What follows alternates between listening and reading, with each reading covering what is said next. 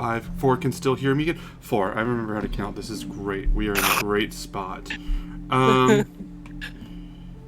Yeah. Good evening, everybody. I gotta start doing the pre-show where the stream launches like 5 or 10 minutes before, so that people have a chance to get in. But hi, we are Roll for Bull. We are a rather silly podcast live stream doing D&D. Is there something we should know? I don't. Yeah, Yay! That's how you found out. We're number 1 on Spotify. That'd be great. But anyway, so we are a D&D live stream, and we are doing Odyssey of the Dragon Lord, a third-party adventure, a Greek-inspired epic tale. These are. I am your DM, Ben Competence, and these are 4 adventurers. And as always, I will do the general introductions in completely random order. So, Reed, you're up. Alright, I am Reed. I am playing the human wizard Euphemian. Perfect. That's all true. That's all canon. Allie, what you got? Hi, I'm Allie, and I am playing Callista, who is a College of Poetry bard and celestial warlock. Perfect. You want to tell them what your creature's lineage? My creature's lineage? Your player's lineage. Your Race? Oh, I'm a satyr. I'm sorry. I thought sorry. I didn't. They're changing. This is hey, the Goblin. This is not the first session. This is like session. Well, according to Jin's pillow, it's session 12. But we'd like to reintroduce the game every time, so if people are just jumping in, they can absolutely get to know us from the beginning. And so let's see. 2 more. Jin, you want to say a few words? A few words. Perfect. So I am Kayorin, a male wood elf monk, and I have a friend that's a girl in the show. You do. There's a lot of romance in the last. There's a lot more romance in this campaign than I thought there would be. No, you don't seem to understand. And not a girlfriend. A friend who's a girl. A friend who's a girl. That's right. That is fantastic. Now let me roll. There's 1 person left, so let me roll to see whether they get to read. They don't. So that will bring us to Tammy D. Would you like to introduce yourself? Well, I guess I should. I'm Tammy, and I play the Triton Barbarian Kiki, and yeah, she's tough. She likes to hit things. She hasn't hit things in a while. She hasn't hit things in a while, so she needs to hit something. That's very true. Welcome, Goblin, new to D&D. Well, we hope that you like this. What we're doing here, we're doing some. It's an interesting story. If you've ever heard of Hercules, the Odyssey, or anything, we're doing basically that, but apparently a lot sexier and with a lot more rock climbing scenes than you would expect. So. A lot more than I would expect. So anyway, that brings us here. Does anybody want to do the recap, or should I roll to see who does it? Oh god, just do it. Yeah, Reed, just do it. But I'm just saying about the rock climbing and stuff and the shenanigans we get into. We're only level 4. We're only level 4. We're still starting. It's amazing. Shenanigans. So I've been voluntold for doing the recap. Yep. Alright, well, what we have done so far is we were chosen as the potential chosen ones to be future Dragon Lords. We've gone through, met Versi the Prophet, and she gave us each an individual prophecy, as well as a list of tasks that we would have to undertake. We've gone from there to the city of Astoria to go along and sort of fulfill these. We took a side trip after I got cursed to go up to the necropolis at Tillamook, where we found the first Dragon Lord and killed him on Minotaur, And we got the sacred weapons back that were the first of the labors. Mm. And also I got uncursed. Yeah, And now congratulations. Yeah, we made it back to town, and we're sort of regrouping. Oh yeah, and also along the way back, on our way back to town, our demigod assistant, Kyra, got attacked. She got better, though. She got better. Their assistant bard. Well, what? There's two bards, but their assistant and one of their guides on this adventure being Kyra, the actual goddess of music, who wants to keep company and document everything they're doing, so that she can write a tell-all book one day, basically. Tammy's mom says, "Good evening, Dragon Lords," and honestly, the phrase "Good evening, Dragon Lords" is my favorite phrase, and I want to use it in all of our introductions now. There's always like some sign-on for these shows, like hello, hardy adventurers, or something. "Good evening, Dragon Lords," just feels right. So that's where we are now. Nice. Mom helped. She did. She also told you to open the fucking door, so she's a lot of good advice. She knows how I am. That sometimes I need that extra little push. This is fantastic. Yeah, Goblin, give us a follow. We'll be She gonna told talk me about it. to like say something too, like to me about like just go do something, and then we ended up playing like Japanese Jenga, or not Jenga, whatever it was. Oh, Tetris. Yeah. I think she told you to like grow some balls or something like that. Mm-hmm. Yeah, that's fair. So You're muted now, Jen.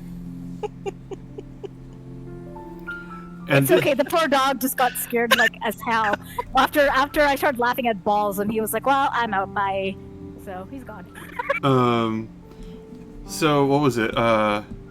We are now starting. You guys are in the mess hall. Wait, Euphemian, Reed forgot to give the most important recap of last session. He got some. He did. His character He did. got He some did. He did get some. with my sister.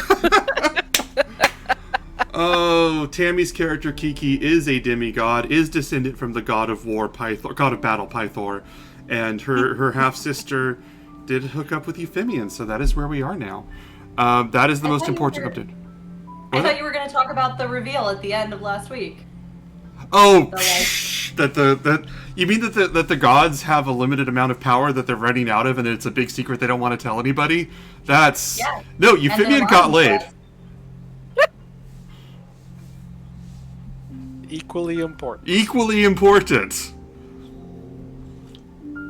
This takes us now. This takes us now to in the great halls of Pythor, the king's palace. The mess halls where they're eating a frankly ridiculous amount of food. The festival celebrating a recent victory has been going on for 3 days now, I think? 2-3 days? Time's an illusion. And long rest doubly so. And so all of them are there.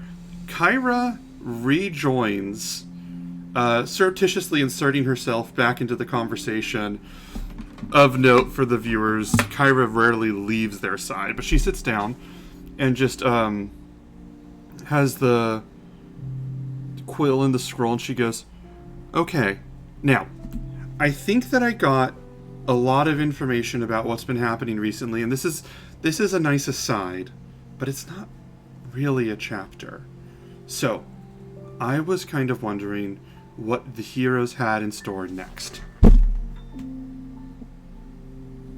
And she just gives you all these fluttery eyes, like, "Come on, do something exciting." Like, she's like, do something.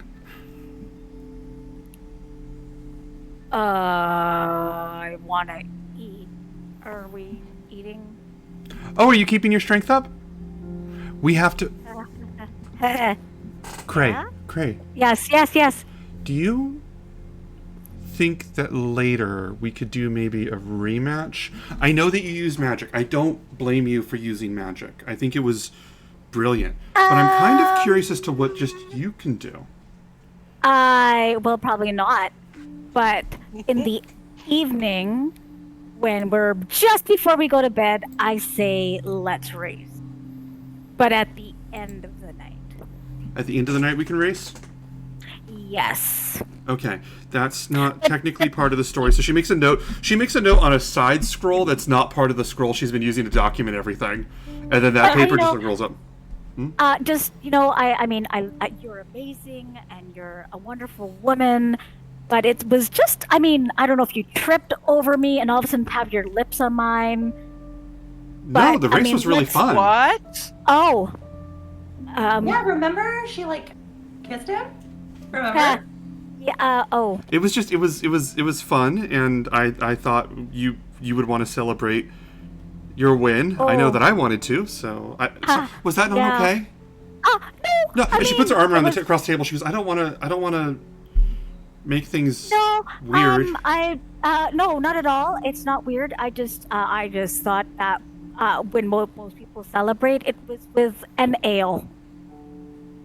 Oh no, I don't like to drink, so Oh, okay. Then Well, that's if we awfully celebrate, boring. yeah, if we celebrate, you know what? You should actually have an ale with us one day to celebrate. I mean I can. I don't like, avoid it. It's just not my favorite. Just I thought that we were celebrating together. Oh, well, I'll know that for next time. That we celebrate our wins together. And I kind of look at Euphemia like, oh my god, please help me. Yeah, you know, like after you like I almost kiss Cray. die. Oh my Do god. you kiss Craig? Craig opens up. Craig opens up and is like, Congratulations! do I pass this on? Who's sitting beside me right now? However you want to say Or- it. I'm just gonna pick. I'm gonna say Kiki. I'm just gonna pick a random name and say Kiki. So you do that to me, and I turn to Kiki and try to hug her. Are you gonna let it happen? Okay, Whoa, so whoa, she doesn't. Oh, okay. So I guess she doesn't want to celebrate. And Kyra just has like her scroll and her quill for documenting the adventure, and she magic writes most of the time, but like she wants her fingers to the quill here. She does not want to miss a moment of whatever the hell this is. And she just yes, no, Cray, no, okay, Cray that's is fine, that's fine. Cray is slightly disappointed that she wasn't able to celebrate with others. Slightly. And It's very awkward for him right now, and for Jennifer. and Kyra just looks at Euphemia. Simeon. Kyra just looks at Euphemia and she's like mouths the words. How was it? Little sloppy. Okay. She makes a note. I'm gonna make a note too. Bad aim. Needs. Okay, so You really need to work on your aim, Cray. Really. I You ran away. If I got one of your gills, that still counts. My gills are down here. You didn't go over my neck. I just stay away from me, okay? I mean, some people like that. it's true. Never lived till you've had a good kill job. Oh my god. Kyra, This is D&D. Kyra just sort of nods. Anyways, Kiki's just gonna drink her whatever she's got in her cup.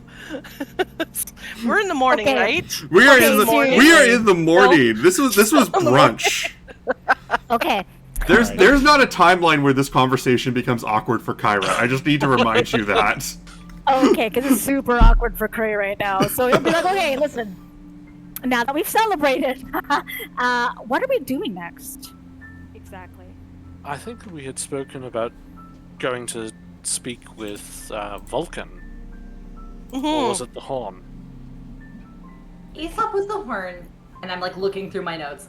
Aesop was the horn, and Vulcan was the forge. Are we alone, by the way? Like, are we alone? There- no, there- I mean, Kyra's here, but is it just Kyra's us? here. Or... There's a bunch of random people in the Great Hall because there'd be like attendants and stuff because the palace is being run 24/7 to some extent or another. So there's always people that like need to take a meal and a break. Okay. So there'd be a decent number of people, but they wouldn't be paying attention to you and they wouldn't be seated near you. Okay. If your question was, do you have privacy? The answer is very yes. Okay. All right, cool. I just wanted to ask. I mean, if you saw this bag of freaks all clustered Yeah. together, you'd give them wide berth. Yeah, And we were kissing each other. Like oh my in, god. in the city of Astoria, you guys are heroes. You guys are people. The people are still talking about you in Astoria outside of the palace walls. In the palace, it's these fuckers again. It's kind of like where the dynamic is. Okay. We have to be nice. He's the boss. She's the boss's daughter.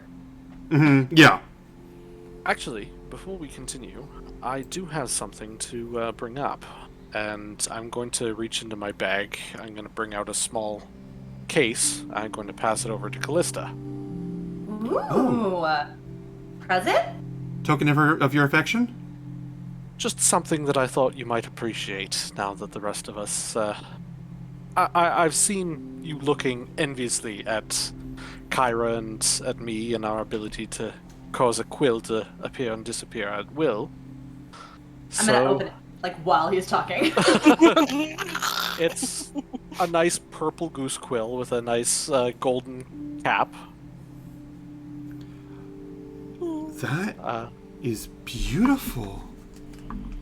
You made that? You made that. Kyra's just looking at it. Just a quill, the most beautiful thing in the world. This is incredible. Kelly? And she just looks back at the quill. Don't look at me! Thank you, Euphemian. Oh, you're very welcome. I mean, I would say I could kiss you, but, like, Cray already did, so... I will just doesn't mean you have to settle for a stop. thank you. You know what? You know what? Why? You know what? I apparently need tips. Could you show me? Like I don't know. Like not me. I mean you to Euphemian. You want to say your thank you. So. I'm gonna look at Euphemian and just... Big kiss on Alright. Callista. Yeah! Hey, we're like the Hell green. yeah! Mwah, mwah. Kyra looks at Callista just so goddamn proud of her. Like, Kyra looks at Callista like she ships all of you guys. She hasn't been shy about that. But she's like, that's my apprentice. That's my whatever Callie is to Kyra. She's like, yeah, that's mine. That she's getting all the kisses and getting all the gifts. Yeah. Does the yeah. So does the Beautiful quill? and I love it, thank you. Does the quill do anything else, or It basically, it appears, it disappears, and it writes in ink without needing to be dipped in an inkwell. Perfect. And Kyra just writes this, starts to write a note, and she goes, Cal, that Kiki got some amazing weapons. They all have some amazing weapons, but that one's going to be yours. That's wonderful. I am so excited. I linked to the details for it in our Okay. Discord there for you. I'm gonna just dismiss and then summon it a couple of times just to, like, test it out a little bit. And then just, like, let it disappear. Does it make any noise when it does that? Is it kind of like one of those squeaky shoes that you give like to kids so that it annoys the fuck out of everybody? So is it like a nose? It's doing a little, I don't know. You tell me. Euphemian, what sound does it make when it disappears and reappears? Does it make one? I was thinking maybe a slight chime. Very quiet. Oh, okay, yeah. Wonderful. I love it. Thank Excellent. Now you gotta take a couple minutes to program it. Choose your font, choose your writing speed. Yeah. Downloaded the latest updates. Yeah. So Kyra's just beaming and she's just happily making notes. So I'm just gonna return actions back to you. She's not gonna say anything.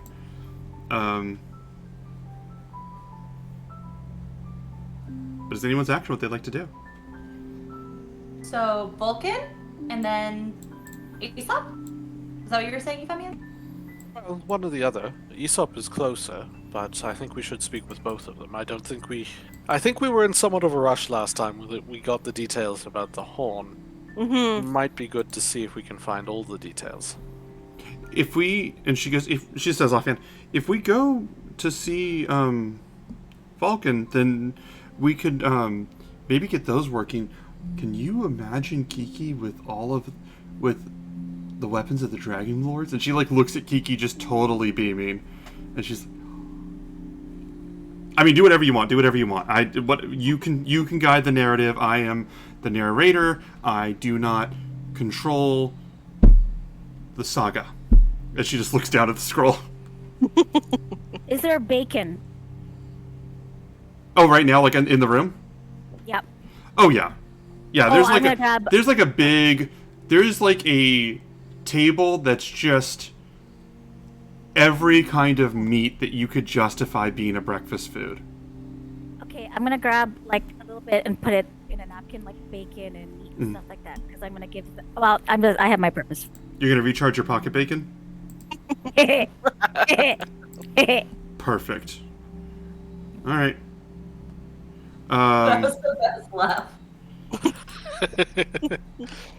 So what was it? So yeah, that's what anybody wants to do at this moment. Well, I Well- think we'll finish our breakfasts and perhaps we'll speak with the two people that we need to speak with. Yeah, I'd say maybe let's go to Aesop first. Just because when I spoke to Vulcan, it was... I don't know, it might be a little slow going, so I don't want to run out of time to talk to Aesop, so let's go see him first, Let's do it. since we're not as rushed. Okay. What was it? Could I try to? I don't want to say corner, but could I try to like hang back so that I could talk to Euphemian like alone I think that'd be easy Yeah. enough to arrange. without without Kyra or anything, hmm anybody nearby? Would that be okay? Do you want to just tell them, or do you want to just like discreetly pull them aside, or? I would like to discreetly pull him aside, like so that we're a little bit to the back. All right, then that would probably just be a stealth check, real fast, against good. everybody's passive perception. Oh, good. We'll see. First roll of the night, guys. Here we go. Here we go. Here we go. Did it go? 9. Oh boy. 9. So, what? How do you unsuccessfully try to get a hold of Euphemian's attention? Well, what I would like to try to do, what I had hoped to do, was kind of like leg back and like just try, because he's so much taller than we are. Let's like grab his belt buckle or like the robes of his like pants or something. And just gonna pull him back a little bit each time to try to pull him to the back with me. But I imagine What? he's just like, yeah, Yeah, just I what? feel that's Come what's here, gonna big happen. boy. Yeah. I want to celebrate. Yeah. So yeah, Euphemian, you just feel this unknown force grabbing you, and then all of a sudden, you would realize that it is just what was it? Just Krarin really trying to grab you for some unknown reason, drag you away. It just seems very sudden and shocking for a moment that your reaction does not go unnoticed. Is my point. I'm gonna use minor illusion to just make like a wolf whistle noise, just like in the air around us, but like without looking.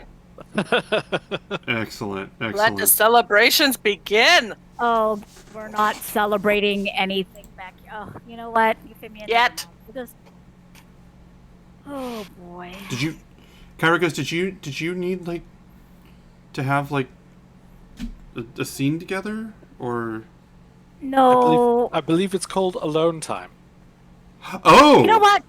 Okay, fine. You know what? Alone time is a good word for it, but not. You know what? Never mind. Alone time. Okay, we can give you alone time. Damn it! No, let's go to Aesop.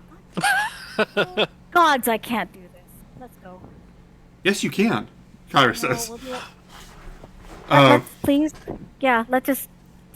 And I just walk towards Aesop, like really, like oh, this is dumb. And so you guys make your way to the Dragon Shrine. One moment, please. You make your way to the Dragon Shrine. It's like I said, it's a large shrine at a quiet street, almost behind the palace. There's a large door with marble carvings of the legendary dragon Balametria and Balametria. You hear prayers and just you smell like incense and such whenever you come in. Let me see. Is this the one that I wanted? Is this the music I wanted? Yeah, let's go with this. You go in, and like I said before, most of the worship in Thylia is done of the 5 gods and the 2 titans, but there's also a reverence for the dragons that helped found the land. It is a deep reverence. They're not worshipped to the same capacity that the others are. They're held in very high regard. Some people, I would add this, some people do worship them, but they don't. It's in addition to the other gods. It's not in competition, and it's a very small group. It was a lot bigger of a deal a while ago, but like now it's like, I guess technically a cult without the connotations. But yeah. So anyway, you get in there, and yeah, there's Aesop, this tall, thin man with long brown hair, and just he's in his golden robes with the symbols of the dragons along the side, and he turns and he looks at all of you and just says, "Oh, good morning. You're back. Oh," and he gestures to you from "You're well." You're muted. Quite well, in fact, not dead. Yes, I'm glad to see that, and I'm very happy to hear that. So it all went well. I think he mutters under her breath, yeah, he had a real good night. Oh? Just a little tap. Okay. Well, congratulations. Regardless. I'm glad that you're feeling better and that you had a good evening. Speaking of good evenings and meat, here I bring you some, and I take out that napkin that had all the bacon and all the other stuff, and I'm like, I thought you might want something for breakfast. Oh yeah, that was him last time, wasn't it? I don't typically need for funding to get. We do well here, but there is a just as there is a kindness in giving a gift, there is a kindness in receiving it, and thank you. So I appreciate this. And he takes the bacon and he looks at it, and he sort of looks at you again like, "Are you sure?" And then he just sort of rewraps it. He smells it, and then rewraps it, and just goes, "I'm going to put this somewhere for its safety, and I'll be right back." And he steps aside and leaves you all in the room for a minute, and you just see like priests walking, like people of worship walking by, like priests and stuff, priestesses walking by. You see these pillars on the walls with all these different, in the 4 corners of the walls, these dragons arching up, almost holding the building on their backs and proudly. And then you see in the middle there's a giant pillar that has nothing on it. What was it? And after a moment, after just a moment, he walks back into the room and goes, "Sir, what can I help you with?" Before all this happens, I kind of lean into one of my teammates and be like, "I just gave some man some meat. Isn't that wonderful?" I don't know who I'm talking to. Not if he's a vegetarian. It's only between us. So, it's a man-to-man thing. Kyra says, "There's nothing wrong with a little meat between men. That's fine. That's wonderful." Yeah. And I think he appreciated. I think he appreciated receiving it. I like giving it. It was really good, and it's good meat. And Kyra just reaches out and like pats you on the back because she, in her mind, she's really proud of you, like, being kinder to people, because that's growth for you. That's where her mind is. Oh yeah. And for me, it's just like I gave some man like some bacon. He wanted bacon before. I'm giving him bacon now. It's wicked. Yeah. But he's pretty oblivious and dumb. So. Yeah. And so, Aesop goes. By the way, I should clarify. Aesop is humanoid. He is an elf. I apologize. But anyway, he comes in and just goes, "So how can I apologize. How may I help you?" Well, with all the wherewithal that happened last time, we didn't quite get all of the instruction with regards to the horn. I was hoping perhaps we could get more information about that. Yes. Is it still missing? Regrettably, yes. We do have, we have had it on display before, but it's always been, in emotions to the pillar. He says there's always been, glass and protection around it. And sometimes we keep it there. It wouldn't be for any ceremonies or anything, but it is very important to us. And we're trying to find who stole it. I'm suspecting ruffians. Possibly hooligans, but I don't want to overstate. And we're trying to see what we can find. So was it like a smash and grab, or is this like a mystery? I would say it's, well, we cleaned up all of the glass on the floor. So I would say there was a smash. Yes. Would Cray know anything about, because it's a criminal activity, would Cray know anything about it? Like, would he be able to look? I mean, it's been cleaned up already, but would he be able to... I would say if you want to roll investigation, because of your background, you can roll it with advantage. Okay, let's do it. Oh, I hope it's not awful. Investigation, yeah? Mm-hmm.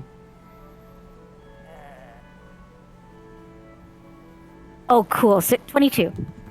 22. Okay, so you look around. And the first thing that you notice is, yeah, it would be, let me think how I want to phrase this. They cleaned up most of this. You see small, you see small, stains on the floor, drops of stains that were missed. There's no glass that's there, so it was taken, that was cleaned up, but small stains of you would say smelling them smelled like wine, and they would lead towards a couple drops move in the direction of a wing of the shrine that you look over and has one door that seems to lead to a back garden. And that's as much as you can tell from that. At a 22, you kind of wonder who would bring wine to this, but also it's no one that came in through the entrance, which is what's facing the town. So if it was like some random hooligan prank or something, like this is like it's weird that they snuck in this way. But that's what you can find. Okay. Well, I bring that to my party's attention. And I tell them, this is interesting, yeah? And Kyra goes, clues. And she just like starts making a bunch of notes, going crazy on this. She goes, and she looks up and goes, so much of this is going to pay off later. And she just keeps writing down. So she's basically the Nancy Drew of like the Greek. Yeah. Yeah. Oh, she doesn't even want to solve it. She wants to just be able to write the story of how you guys solved it, and she's excited for that. Okay. Yeah. Yeah. So I tell I try not to be too loud about it. I'm not gonna be like, oh, but I'm be like, hey guys, listen, there's, do you guys see what I'm seeing here? I point it out to them and kind of point out kind of like the direction to the back garden and all that stuff, and and I kind of look at them each and say, what do you guys think? Is Aesop still with us? Yes, but he will give you space if you want it. That is not an issue. Well, I might as well follow the drops, or like the direction that it's pointing towards. Never know what we might find. Okay, is that what you With any kind of luck, it's just some random drunk who's sleeping it off somewhere. But for him, okay. Yep, we hope so, but it sounds I'm sure a it'll little be that bit... easy. You know what? Sure. And Let's just go for it. When Callista says, "I'm sure it'll be that easy," Kyra just looks at her like kind of worried, like, "I hope it isn't." But what was I gonna say? You Aesop, what's behind that other than like where does that go? Like where does that closest little entrance go? and he thinks for a second. He goes, "Well, that just leads to the gardens, which are mostly just for our contemplation, our meditation. But I suppose as well, what was it? If you look on the map, too, he points out. He goes, that does lead around to perhaps the east gate. That would be one way out of town.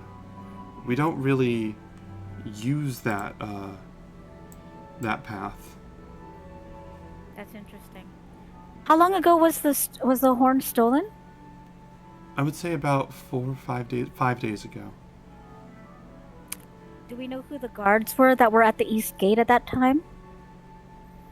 I wouldn't know. I'm sure you can ask around, however. Cray, that woman who knew you from the cult, didn't she get here around that time? Yeah. Would she have done something like this? Callie, to be all honest with you, I tried to find my contacts, and they're all gone. One would think, however, that if you're under the auspices of hospitality from one of the gods, especially one to whom you've just told that you would like to sacrifice their daughter, I feel like they would not risk, at least not those exact people, the potential that they would violate that hospitality. Unless it was done through other means and won't be led back to them. Do you think that is what they are trying to do? Do you think that the followers of Sidon are trying to prevent you from finding this horn? Well, certainly they did take action against us when we retrieved the weapons. Kyra can attest to that. Kyra just goes and just nods. Nothing more to add at that moment. I say we check it out and see if we can find some more evidence. See if we can find those guards. And Aesop goes, I think that... No, I haven't visited there in a long time. If the temple could be used to worship Sidon, no, that doesn't make sense. That doesn't... I apologize. I would encourage you, if you do have any hypotheses. No, my theory was I was trying to think of anything that the followers of Sidon would be interested in leaving town that way. There's only a few things. That's where the woods are, are most populous. There's a few people out there. And it's also, there was a temple there once, but it is not in much use these days, so I don't imagine that would be relevant. It was a theory, but I'm realizing it doesn't hold water. I apologize. I will be back one moment, and he heads off into another room. He heads off into the other room where he put stored the meats. I think it's a good idea if we Even- go and check things out. Certainly, even if it's not something to that extent, where it's not, the worshippers of Sidon or what have you. An abandoned temple seems like it would make a fine base of operations, if even from just random theft. Are we ready to go against bandits? Let's do it. Well, do we want to Alright. do that, or do we Oh. want to speak to Vulcan yet? Hmm. I mean, I Well- guess it has been like 4 or 5 days, so it's not like they're gonna get like too much of a head start if they haven't already. It would be as And- stolen as it could be. I can't imagine more stolen than 4 or 5 days. One would think that it would be quite difficult to move. It's not like you can take an ancient horn and just sell it on the black market and have no one recognize it.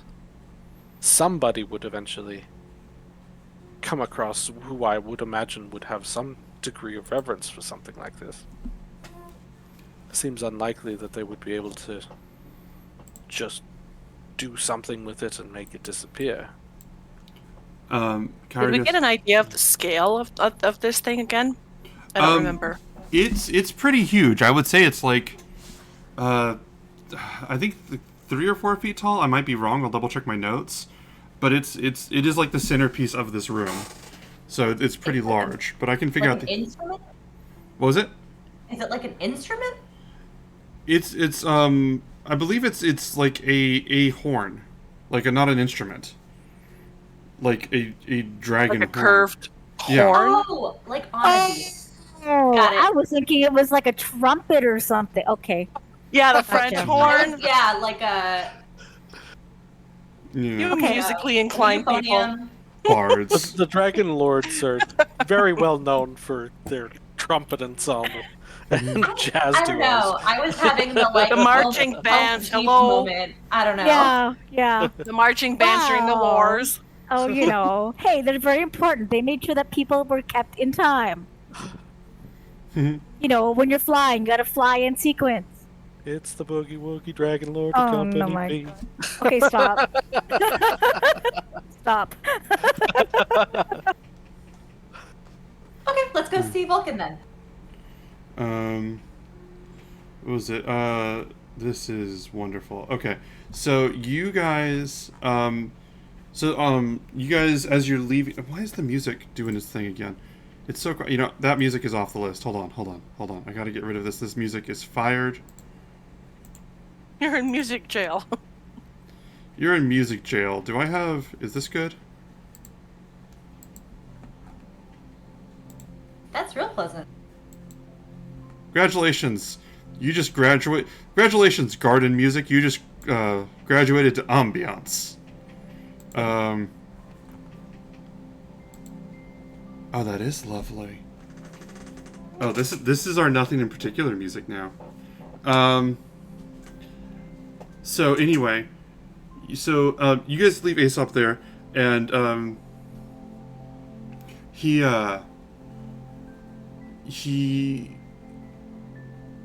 takes a little while to notice that you're gone when he comes back to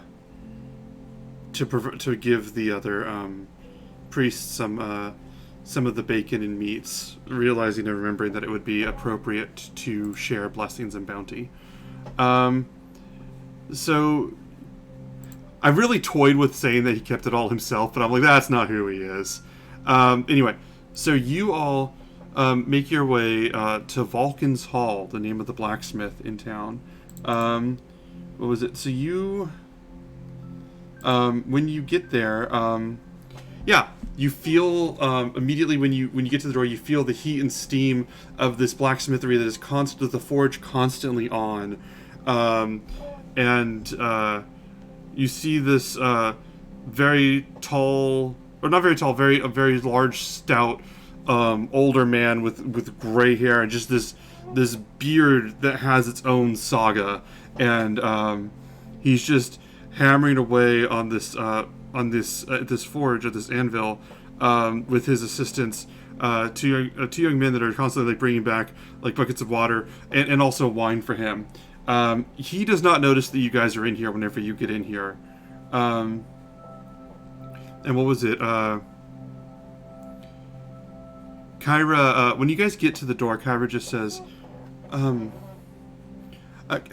second, please. Callie, can I talk to you for a second? Of course.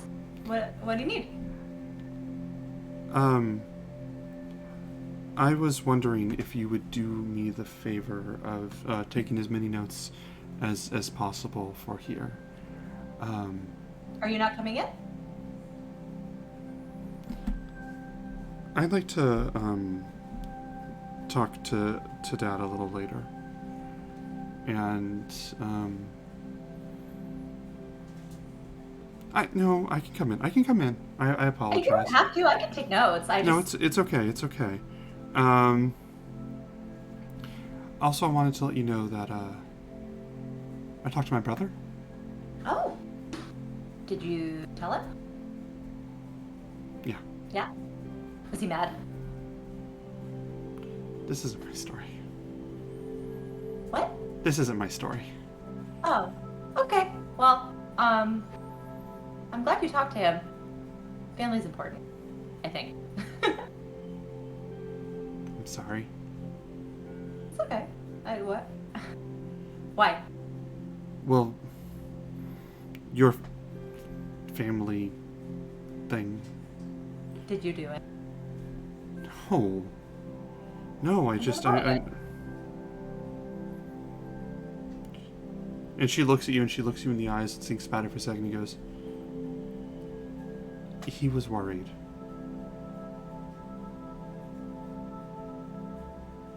And whether she's saying this in front of the rest of you guys is up to you. She's not hiding it, so it's really up to you guys. But she just reaches out, like she lets go of the quill and just floats next to her, and she just takes both of Callista's hands and holds them and just says, "You trust me, right?" Of course. If you made an oath to not tell anybody else what the four of you were doing,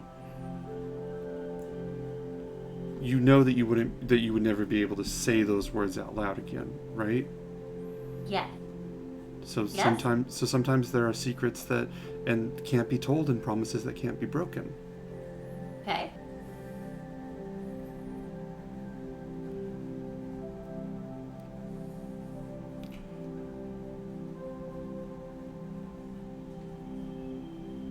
I'd really like it if you could see me. See you?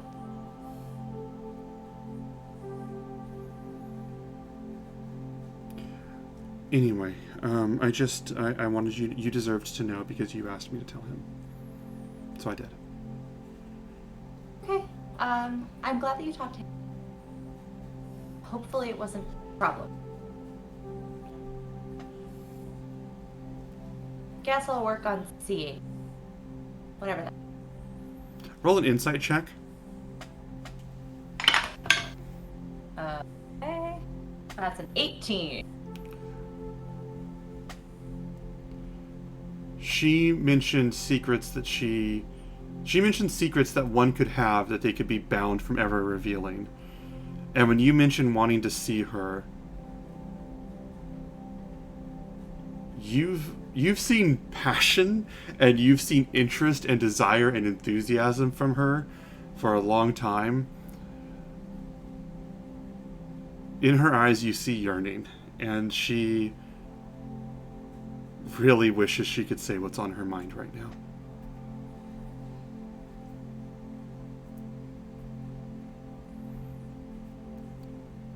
I can talk to him. I mean, you really don't have to. I feel like I'm making you talk to your family more than you want to.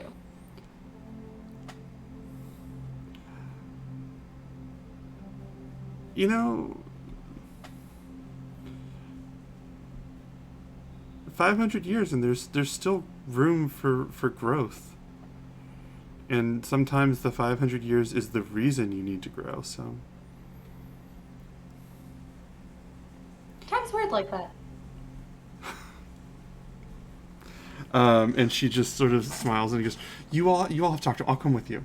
You can all talk to him. I'll come with you. I'm still gonna take really good notes though. Mm-hmm. What's up? While I'm this still is gonna- happening, Oh, sorry, no. Yeah, I know sure. you'll take good notes. It's been Yeah. fantastic. I was hoping that while this is going, I'm not sure if the other two are paying attention, but now that I know that Cal and Kyra are kind of having a chat, Mm-hmm. I'm gonna go back up to like Euphemine and try to grab at his like stuff again, like at his belt buckle or his like pants or whatever. Mm-hmm. Be like, Yeah. is it okay if we have some alone time right now? That now it's easy to pull off. Yeah. Is there something I can help you with? Not really. But I wanted to tell you something. You're very smart. I followed Kyra last night before I came to bed, and I heard them talking. And she was talking to her brother Pythor, and he was concerned for her. I mean, she did nearly die because of us, I guess. They talked about how their chapter, they don't know how their chapter's gonna end, and that Kyra will do what she can to help, but there's some sort of truth that they're keeping from us. I don't know what it was, because apparently I can't hide worth anything right now. An attendant found me, and I had to pretend I had to know where the dining room was because I was hungry, and apparently... Anyway, I trust Kyra, but there's more to the story, I think. I would say almost certainly. We know that this treaty is coming to an end. This is true. I think that it's fair to assume that there's a fair number of things that they're keeping from us at the moment. So we just do the best we can then, I guess. That's really all we can do. I don't know if you wanted to tell Cal I don't want to break her heart when it comes to Kyra. I don't think it would be any surprise to her that there are things that Kyra is keeping from us or otherwise not telling us. Not at this time. I just think we should... But perhaps we might keep this under our hats for the moment.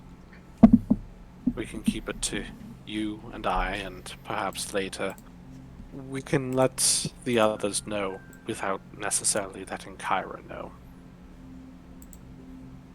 Those are my thoughts. She means a lot to us. To me. All of you do. Don't tell anybody about this, Euphemian. I swear to God, don't say shit to anybody. But you guys do mean something. So I'd like to... Don't kiss me again. And but look I at would that. like... We didn't even have to get you a puppy. Oh my God. Really? Like... Just between us two men. Keep it on the down low. Okay? On the down low, then. Is that... Word up, as it But- were. I can't talk to you, Euphemian. And then he turns around and like try to go back to the conversation that's going on because he said his piece. The Cray's like, okay, I'm done. I don't know if you're trying to make a joke about how short I am. I don't care. And then, but he understands. Cray understands, but he's just like, oh, man. I love this. All that toxic masculinity in one tiny little package. Oh man, It's efficient. he is so toxic. It is ridiculous. He's like a Britney Spears song. I'm just saying. Phenomenal. Yeah. So are you guys Now you got that reunited? song in your head, don't you now, Kiki? Alright. How do you know my playlist?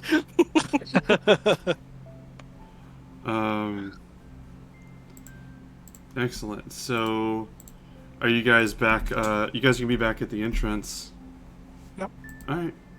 And Kyra has her quill out, and she goes, "Well." And she Shall looks we? at Kiki. Well, let's go. You push the door open. The door's open to the hall, and yeah, no. You were saying is he's you guys already are at the entrance, but you would see him working. So yeah, if you walk in, if you walk up closer, how would you want to get his attention? I'm gonna stand there and let these guys kind of come up because I believe for most of you it's your first time in here, so I'm just not gonna say anything and I'll basically just wait for him to turn around. Or for Crayon to knock something over or whatever. I am a little bit more graceful and cat-like than that. That's fair. All right, so you guys are all waiting for a second. Wait, have you met our cats? They're not all graceful. They're not both graceful. I don't believe that. That's fair. So since you guys aren't saying anything, Kyra sort of walks over and goes, "Vulcan?" And he just keeps hammering away, and she goes, "Vulcan?" And he just like, "Yeah, we'll pay it on Tuesday. It's fine." And she goes, "Dad?" And he just turns around, and he just, "Who's?" Yeah. And he like walks over and just gives her this big bear hug and just lifts her up in the air. Kyra's still like the tiny one of the gods. And I'm sorry. And just like lifts her up and she goes, okay. And he goes, ah, and sets her down. And he goes, there she is. A goddess of dance. And she goes, music, Dad, music. And he goes, music, that's just dancing with your mouth. It's the same thing. It's fine. And she goes, doesn't quite know how to respond. And he's like, so these are all your friends. Oh, hey. Oh. And he points to Kiki and he points to Kyrie. He's, and then he points to himself. Wow. He goes, so,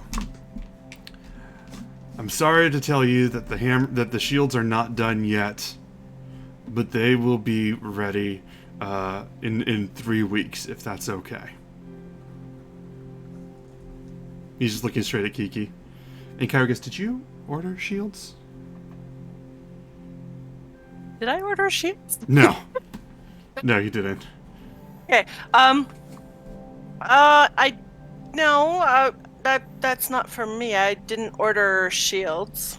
Oh, you didn't order shields. Right. You, I think you were probably, right, you were gonna fight my son. I gotta tell you, that bastard has it coming. So, I'm gonna get you the spears that you ordered, and I'm gonna get those right away. So, if you... Do you not remember me just coming in? Was it yesterday, I think? Last night? It was really early this morning, I think, actually. It was really early, okay. Yeah. So I was in here earlier this morning, and I'll point to the breastplate. And I said I was going to bring my friends and talk about Xander's weapons. Huh. I'm Kiki? Xander. You're seeing a guy named Xander. And Kyra just goes, Dad! And he just looks at Kiki and just goes, yes, good to see you brought your friends. Excellent. Hi. Yes, good to see you all. Some of you, I know some of you I'm meeting. Hi, I'm Vulcan. I think I'm her grandfather half. I don't know. When it's with mortals, it gets really confusing. This is Kyra, my pride and joy. He even pulls her over, and she pulls her over, like, screws her, and she goes, yeah, I know, I've been traveling with them, I'm documenting their story. He goes, are you now? She goes, yes. He goes, and what does that pay? And she goes, okay, let go. And she just, like, gets over and just, like, steps aside, and she goes, they just needed you to set them up. And he goes, oh, am I a part of this? She goes, yes. He goes, am I gonna... God, And she goes, "You are not going to be the sage old man that guides them. They just need some weapons." And he goes, yeah. So you have the breastplate, and you have the other weapons too. And we just need to get those good and going, those strong. You have them here with you? The axe and the shield, yes. And you're supposed to tell us about the forge. Well, okay, so I got good news and I got bad news. The good news is I still remember where the forge is. Yeah, I thought that would impress you a little bit. Okay. Good news is I still remember where the forge is. Bad news is, so hammering away at these things takes a certain amount of strength, and not just of the blacksmith, but you need the strength of the fire and of the hammer itself. Like you need a hammer that was made for this job. This piece of shit. And he pulls out like the mightiest hammer you've ever seen that can just like knock down the pillars of this building. He's like, this piece of shit, nothing. He drops it on the floor. You hear the floor crack. She goes, "Dad!"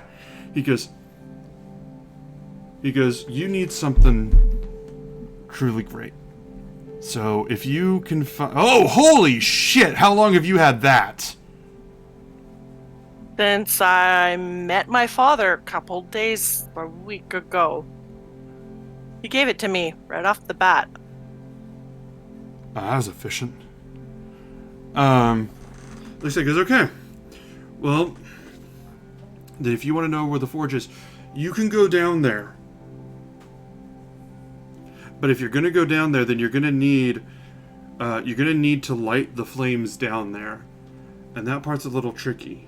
But That's fine. We've got Euphemian. He can make light. He can make fireball things. He looks at Euphemia and he goes, Oh, you little man, you can make fire. Can you... Is that true?" I'm capable of making some degree of Some degree? flame. Some degree of flame. What is your some degree of flame?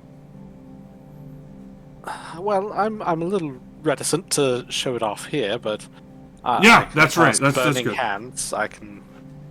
And Kyra goes, "Can you stop that?" And he goes, "All right.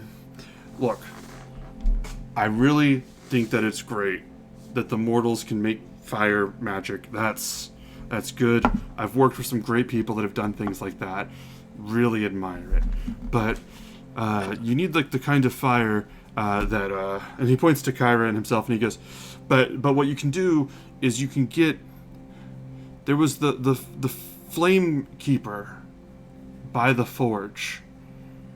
She could make the fires burn brighter than the volcanoes, than any magma you will see on this island.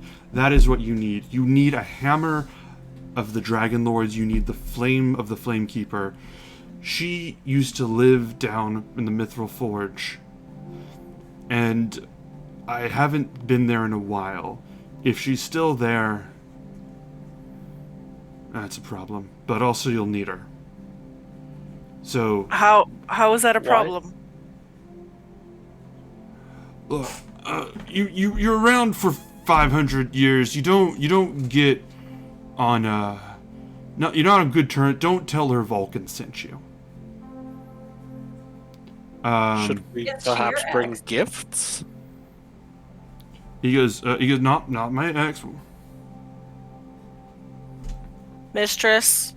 Many Oh, mistress? I'm thinking. Not my ex. But if you, gifts wouldn't hurt. What is she like? Angry. No, what does she like?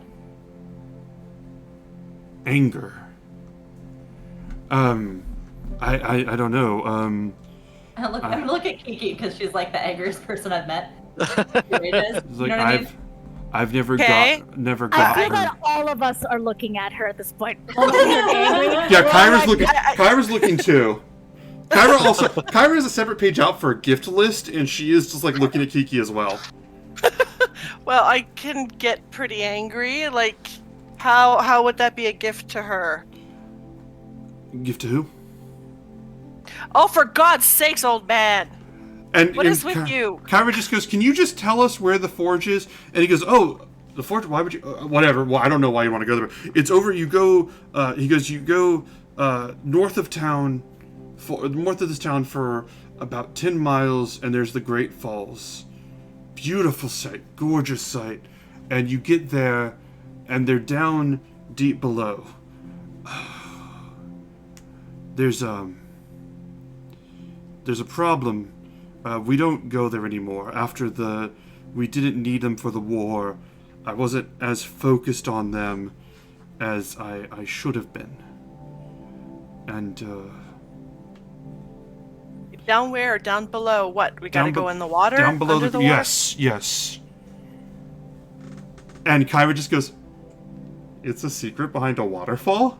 And he goes, "Yeah." And she goes, "Ah!" He goes, "I never understood you, girl."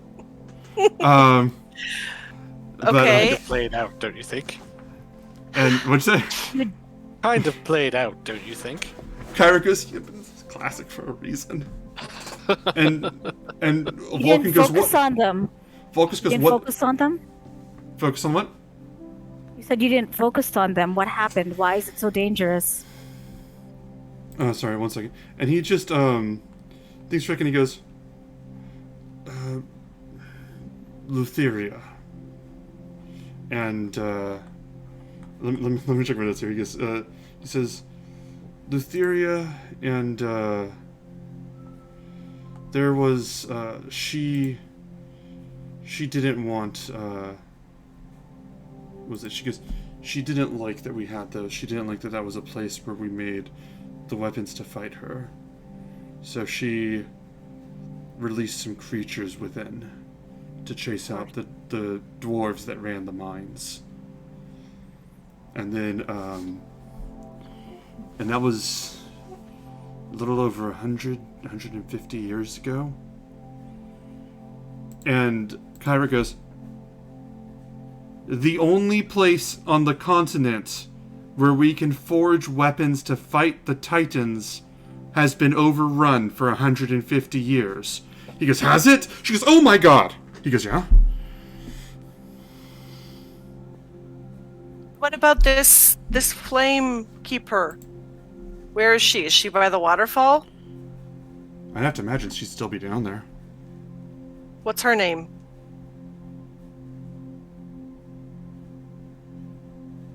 Do I have to knock it into your head, And old man? he's just thinking for a minute. You know what, for him I'm going to make let me double check for him for a second. I'm going to make an intelligence roll, a history check for him to see what he knows here. Can I roll for annoyance with him? You absolutely can. That is fair. Give me this whole story. Jesus. This is the gift of anger you need to. Who is it? Oh wow. Okay, let me see. 1 second. See, what we'll do is we'll take a good look when Kiki kicks in Vulcan's head, and then Callista can play minor illusion to the Flamekeeper over and over and over again. Oh. 1 second. It just keeps getting better. 1 moment. Double checking something. Because I want to get her name right, and I don't know if I have it. No, yeah, he would just, he would just say, he goes, the Forge Keeper. I thought the Forge Keepers were the dwarves. They ran the You said- forge. She's the one who operates the flames. And Kyra goes, "Why are you being so weird about this?" He goes, I'm not being weird. I'm having trouble. She goes, No. And she steps forward, and the quill disappears and the scroll disappears, which is her version of rolling up her sleeves. And and she goes, and she points at him. She goes, I know when you're avoiding conversation, and I know that you're not all there right now. He goes, no, we're not all where. And she goes, but I can tell when you're not saying something. What are you not saying? And what was it? And he goes, I wasn't privy to the details. But the Forge Keeper, Flame Keeper, she's not exactly a person. She has a strong respect for contracts and laws. Kyra goes, he goes, which is what they used to bind her there. And Kyra goes, they have the fire for the forge by binding something there? A living thing? And he goes, I don't know if she's still there. And Kyra just goes,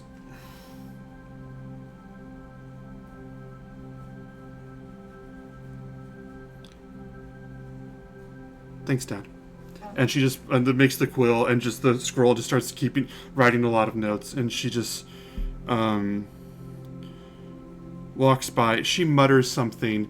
What was it? Let me see. She mutters something under her breath. Here's how I want to do this.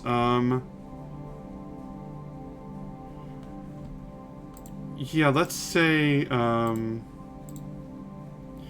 Krarin would probably hear it. Anyone who wants to make a perception check can hear it. Let's see that.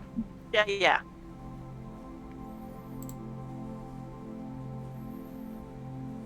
Oh, fuck.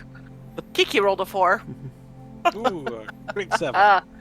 Wow. Hang on. Perception? 22. Okay, Ha! so can you guys all read out your numbers just so the audience knows? 22 for Callista. What else for Reed? 7. Jen? 9. And for Kiki? 4. Alright, so Kyra just walks by Callista and you hear her go, at least I knew what was at the necropolis. And she just walks out and closes the door. Vulcan goes, she gets mad all the time. I wonder why. That really hasn't been our experience. No. Maybe it's you. Yeah, you're quite frustrating to talk to. Am I? I don't see how. I've given you everything. Kind of what? Cagey. I'm cagey? Yeah, a little bit. I don't even know your name. I'm Callista. Okay, that's a good point. Listen. Kyra's done what she's been doing. And she's been the goddess of dance for a long time now. And Not the goddess of dance. Just, like, you gotta remind yourself and correct yourself in the moment, because otherwise you'll never learn. okay, she's been a goddess for a long time, and she's doing what she needs to do. I did what I needed to do, and I'm still making weapons, and I still watched over that place for a long time.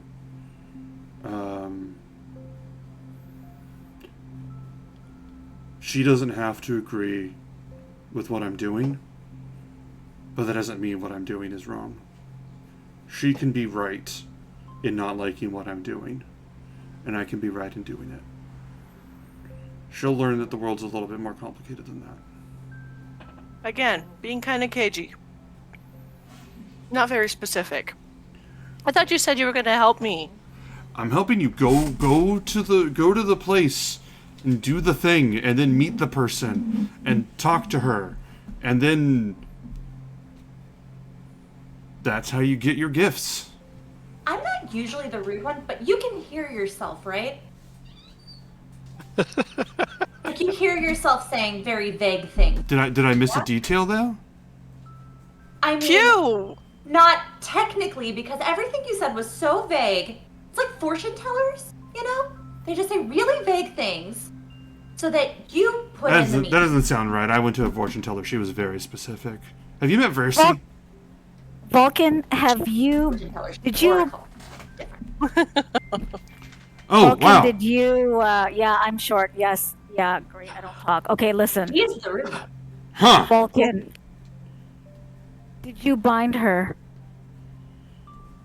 Did you bind the Flame Keeper? And he walks over and he sits down in his chair and he kind of collapses and goes, I didn't bind her. Do you know what a salamander is? Does Gray know what a salamander is?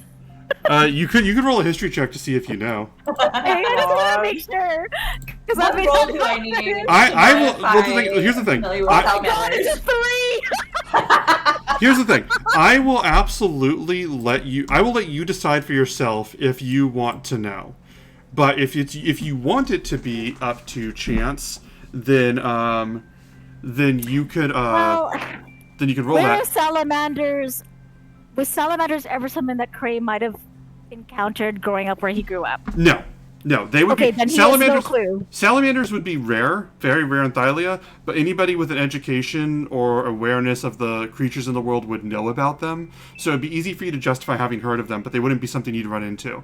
But he just goes, all right, look, kid, salamanders, fire spirits, fire beings that are alive for a very long time.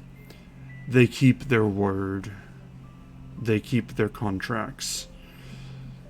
When we were preparing for war, when you were preparing for war, he looks at like all of you. And he goes, when you were preparing for war, you needed to forge these weapons with a flame hotter than anything that anybody can make with their... It's apparently offensive if I describe it as human magic. But anyway, they made a contract with a salamander who agreed to help. The contract was a lot stricter than the salamander thought it would be. They ended up there for a really long time. They might still be there, but they're not really happy. She's not really happy with how it went. She might still be mad at us, and she can't do anything about it, so it's fine. But that, I'm warning you. I have a follow-up question. Yes. So, okay, it's more like two. One, who's they? Who bound her, if it wasn't you? And two, actually, maybe I should ask you one at a time. The dwarves, and yes, you should. So the dwarves, generically speaking. The people And then- when the peoples of Thylia, the humans and the travelers to Thylia were preparing for the war, a lot of different communities worked on the strengths that they had, and there was a great number of dwarves that knew how to work a forge and knew how to be blacksmiths and how to work the magics in this land. What they brought was a knowledge of the forge to make the weapons that were needed. For the Dragon Lords, and he sort of trails off. And then two, Oh, one of the If- three. sure. If she can't do anything about it, does that extend to us, or is that just you, as like a god? Since we weren't like No. on- You're fine. No. She's not a problem. She's completely under control. She can't help. She can't hurt any of the mortals that come down there, unless the contract is expired, which I don't think it is. Oh. But I I also don't like that. That sounds like foreshadowing. for what? Oh, he looks at your equipment and everything. Goes, oh, you're one of hers, aren't you? Okay, I never understand what she's talking about. Are the dwarves still around at all? Can we find anyone? I think Where did they Lutheria. get driven off to? Lutheria scattered them a while ago when she brought those howling things in there. I have to imagine that there are some dwarves, but that would be a long time ago. Cray, I want you to make a history check with advantage. Oh, I hope this actually is a good roll, guys. Let us try. History. Is it just the one? I think it just... With advantage. History check with advantage. It is advantage. You've got a 19. Okay. Oh, 19. Thank you. Yeah, 19 19 for history. As to, are there any dwarves that you would be able to reach out to? Craren, I believe as recently as yesterday evening, a group of dwarves heard that you were an adventurer and tried to speak with you. Shit. I mean... That is absolutely a thing that happened. That is, and I am not very smart as a Jennifer. And as a Craren. Okay. Alright. What can you tell us about these howling things that she created? These creatures. Oh, the dogs. Yeah, well, mostly it was like the dog. Well, mostly it was a pack of them. No, it was one of them. Seriously. No, it was 3 of them, okay? It was 3 of the one of them. One of them with 3 heads. Someone's listening. Oh no. But that was a long time ago. I don't know. I don't know what happened there after that. Is it just one, or is there more than... No, it's 3. I said that. Okay. But it was a while ago. I don't know. They maybe that went away. Maybe it had pups. I don't know what those things do. There might be none of them or a lot of them.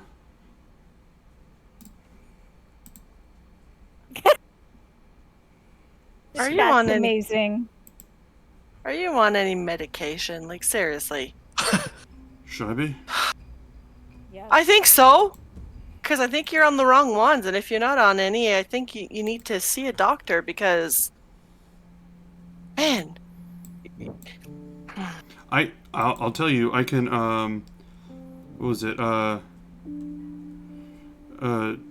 was it? 1 second.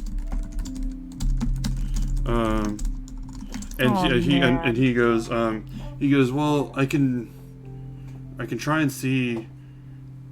There's some people that can maybe restore the mind or something. I've been told that I need to go talk to one, but I mean, I'll get there when it gets bad. I think perhaps it might be time to book an appointment. I can try. You know, that. medications nowadays can do all sorts of things that you never thought you could do anymore, you know, since you're no longer as young as you once were. That's true. Modern medicine has advanced. That's true. Let's go and find other stuff as well. That's true. And I mean, I don't know. I don't have that much longer anyway, so I don't really know what the point is, you know. But... Are you ill? No, I'm the portrait of health. How dare you?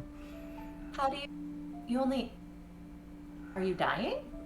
No, it's just that we all have to go sometime. Retire? That sounds nice. I hope that I've earned it when I do. Wouldn't that be something? I think you need to step out of your hot forge here a little more often during the day. Where's your assistant with his water? With your water, because I think the heat's getting to you. Yeah, that's true. Craren! And he just turns. And this assistant just runs In front of you. This assistant just runs out and just puts like a bucket of cold water and a bucket of wine in front of him. And he goes, "You're a good lad." And she goes, "Thank you." And she runs back into the other room. Oh, okay. Well, you know, great. We have to find the fire. We found the forge. We have the hammer. Are you going to be our smith then? Is that what it's going to be? Because I don't know, guys. Yeah, I don't know how to swing to make a weapon. I swing to kill. Listen, Listen, Kiki. Can I call you Kiki? I don't, I might have forgotten a lot. I might forget where I am in the middle of a sentence, and I might forget some details of the past, and I might forget where I'm going with something. But I'm never going to forget how to swing a hammer. Listen, girl. And he pulls you in. He does the thing where he pulls you in, like, with the, like, push to the back of your head so you do, like, your head's close. He goes, listen. You get that forge up and running. I'll make you any damn weapon you want. And if you want to see a Titan bleed, I'll make it happen for you. Okay? You're a good kid. How do we call you? Does it have an automatic line to you? I mean, I'll be here. Just come tell me. But also, I think I'll hear it. It's not a loud sound. It's not a bold sound, and most people won't hear it. But you're attuned to it. It's special to me. Now, I'm feeling a little loopy. I think it might be time for me to get out of the hall for a minute. So I'm gonna take a break. I've got there's someone coming by later that I promised to help out with the quest. So I gotta go get ready for that. So thank you all for coming by.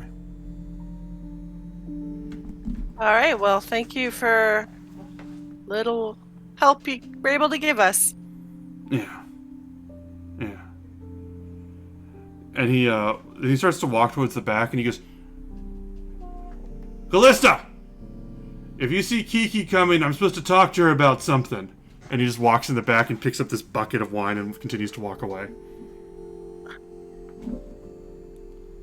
Okay, he is really old. You see, basically, the lady that was helping him, and he opens the door and just looks at you all, just gives you this "I am so sorry" look, and then just closes the door. It's like this. Oh boy. Oh, you poor dear.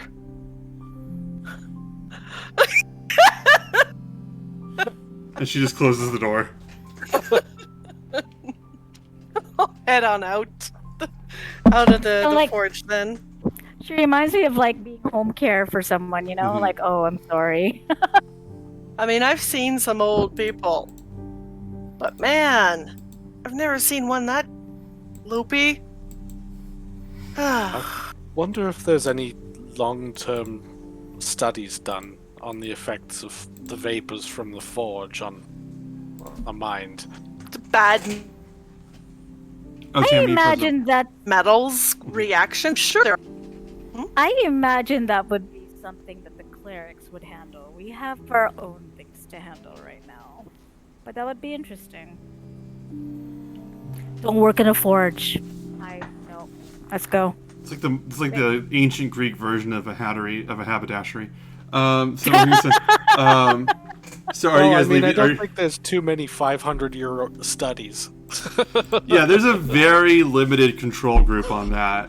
So what we need is a 500-year-old god to not man a forge during a time of war, and a 500-year-old god to manage a forge during a time of war. And we're going to compare the data. Anyway. Yeah, that's gonna work. So you guys, Alright. you guys leaving the area? Alright. Forge. So you guys leave in, and Kyra just look. As soon as you step out, Kyra steps out with you guys and goes, "I'm sorry. He's difficult, and he likes to avoid conversation by like." Don't say sorry, Kyra. You can't say sorry for somebody else. That's just how he is. He's Fine. The first time I met him, though. I think some of what he's doing is trying to avoid conversation. I don't like to talk about what happened before, but he goes out of his way to avoid it. And he used to be his way of avoiding conversations, but now I can't tell what's what. And it's really frustrating for me.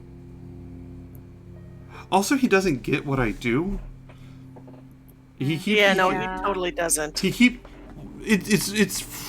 goes, because because I make art. I'm a muse. I'm the muse, and it's the reason that people have poetry and song, and that's important. That's important.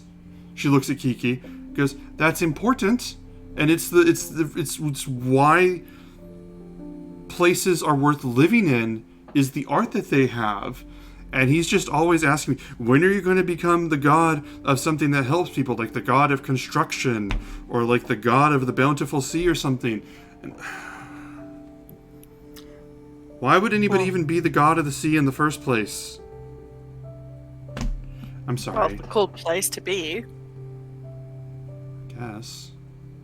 Hey, maybe we can if we when we're done, maybe we can make you the god of the sea. You're Maybe. godly, right? I mean, maybe. I haven't really looked into changing domains. I wonder if it's Oh, hard. not you, Kiki. You're great at what you do. Don't change. And Kyra just forgets everything that was stressing her out. And it's just like, Kiki, do you want the best epilogue ever? I mean, who doesn't? I'll look at Callista.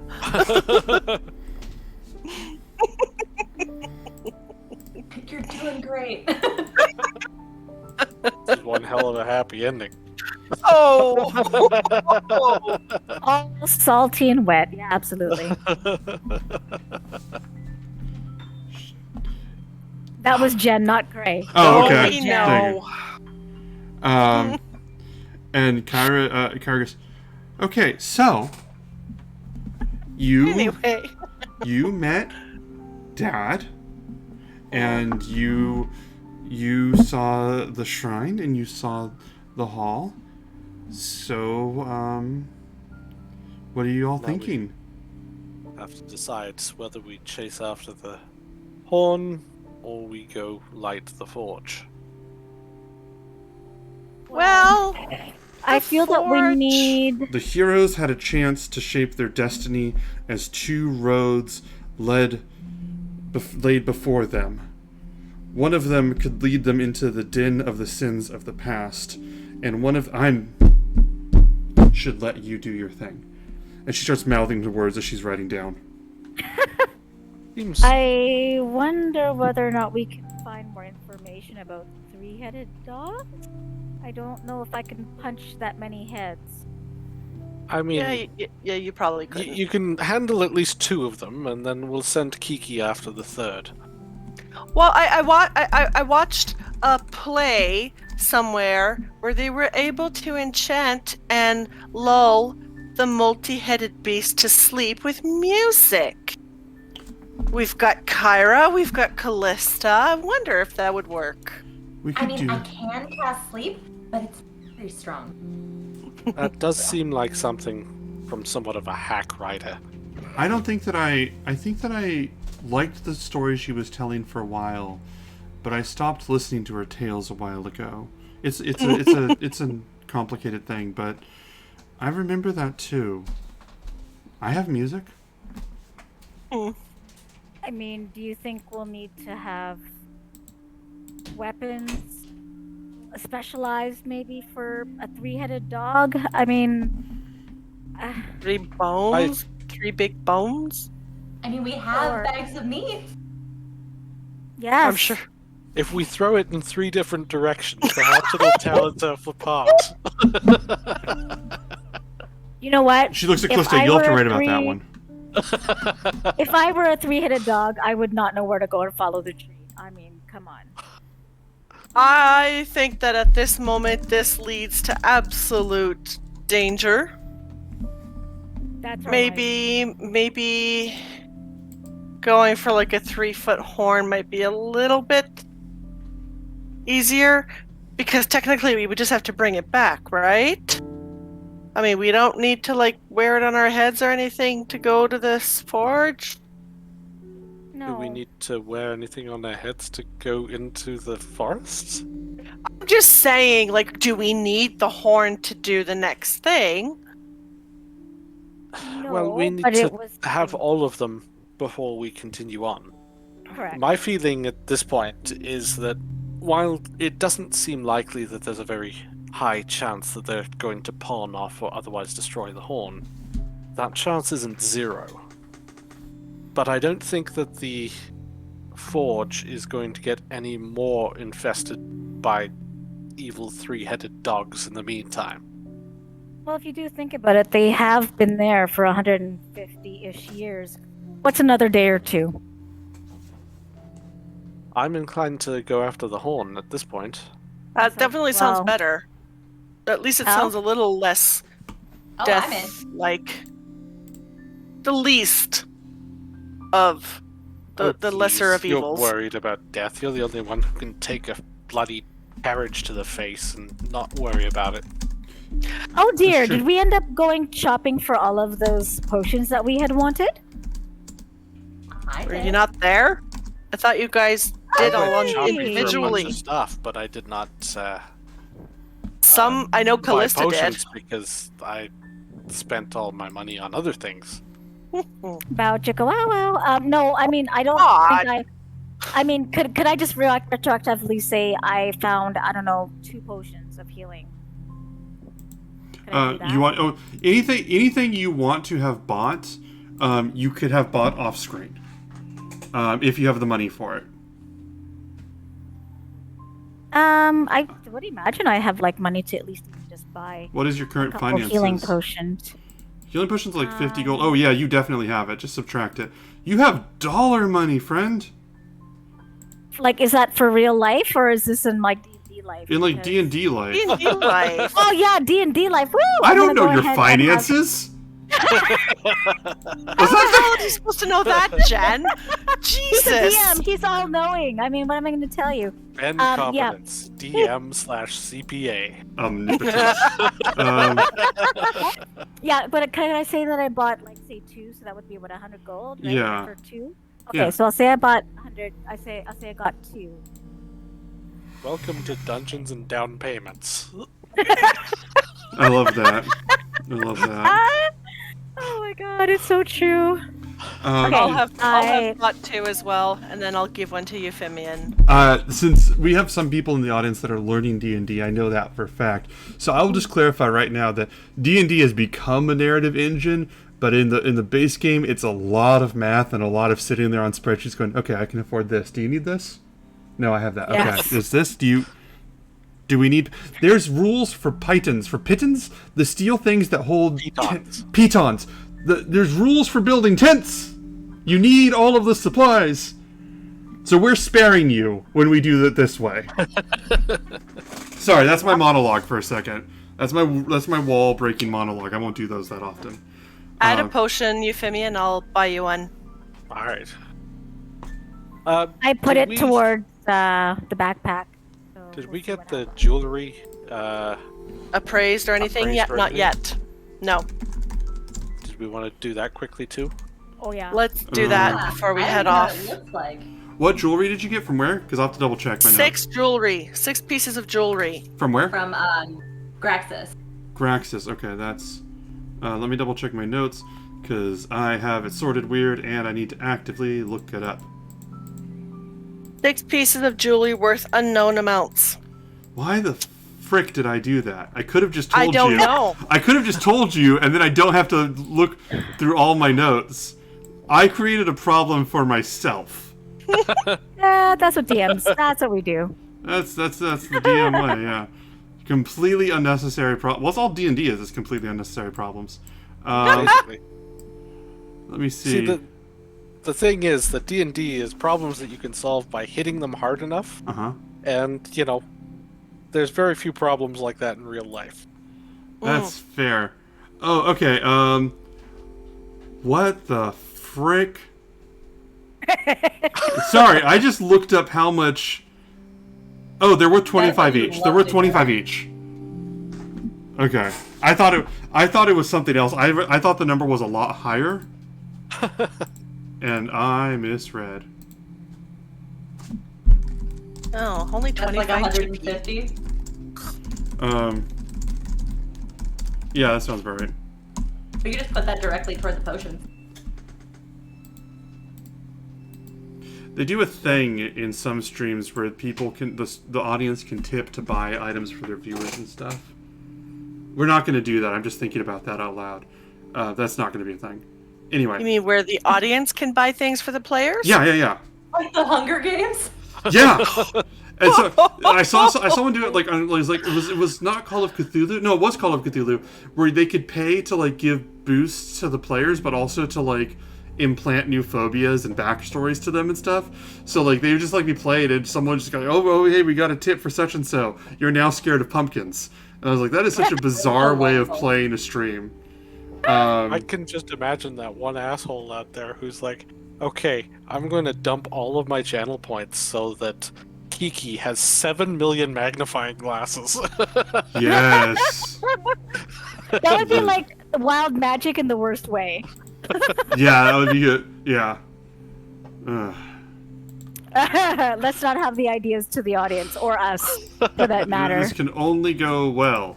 Anyway, so you guys can continue to do as much shopkeeping as you want. We're going to take a break in 13 minutes, but not now. If you guys want to do any more shopping, I am here. I'll just I think Callista's idea of, or Ali's idea of buying the potions for 150 gold, so that'll be 3 potions. How many do you have, both Ali and Jen? I just bought 2. Okay, Euphemian and Callista have both 1? I have 2, including the one you just gave me. Oh, you've got 2 now? Okay. Yeah. Okay, so out of the 3 new ones, we can give another one to Callista. One of us should probably keep an extra one in case Cray needs it. Give one should go down to Kyra. I'm not gonna lie, I don't know if they're gonna go after her again. Okay, let's give one to Kyra, and So we all should have 2 plus that one to Kyra. you give it to Kyra, and she goes, I don't know if this is an offering or what that is. just in case we can't get to you on time to heal you, and if something happens that someone attacks you again. Yeah, sure, it's an offering. Oh, sure, for you. I meant to tell you. And she puts the potion in a bag. She goes, I meant to tell you. She goes, one second, let me double check. She goes, I would be fine if something happened to me. What was it? She goes, if I die, I come back. I come back. It's still painful. We don't want to see that. I mean, you wouldn't. I would come back to my shrine in Metrios. So, what I'm saying is if we get separated, just come find me, okay? How long does that usually? A couple days. It's different. But you'd still be you, right? Yeah, Like, of course. The same? Okay. Of course. I don't know. Sometimes it's like I come back and I don't remember anything. I read a lot. Never mind.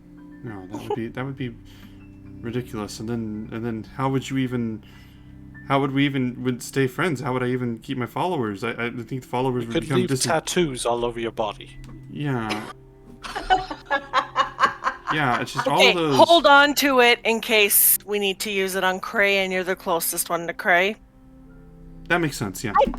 I don't come back to the shrine in Metrios. And the third one, Euphemian, do you want to carry the third one? I can take a third if Okay. that's what you want. So our 3 new ones are taken care of: Euphemian, Callista, and Kyra. I've got 2. Cray's got 2. Yep. Wonderful. Can Euphemian, you're quite talented. Are you able to make some sort of contraption that will make Cray's potions auto-injectable?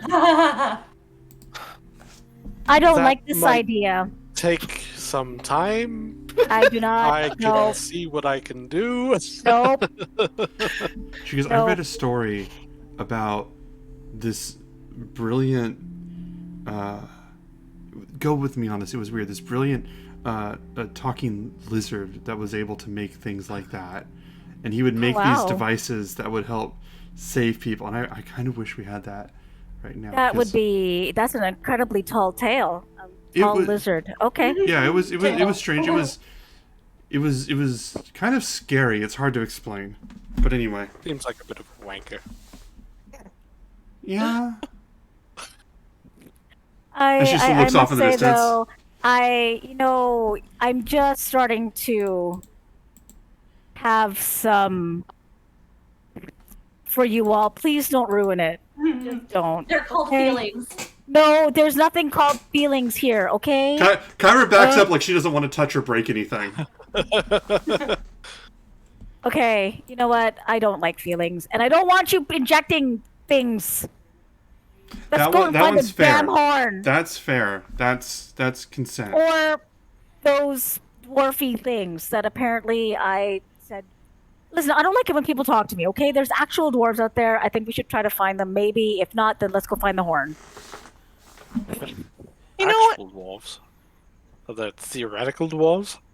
Maybe. No, I mean, you know You what? know, I was Cray- alone and I was Cray- drinking. Cray, Yes. what you yes. need to learn, you need to Yes. learn to just not push people away. Okay, we're getting quite a reputation for ourselves. If You know, someone wants but- to come, if someone wants to come talk to you and sing your praises and tell you you're great, you look at them and you say, "Thank Get away you." from me. Oh. You say, "Thank you."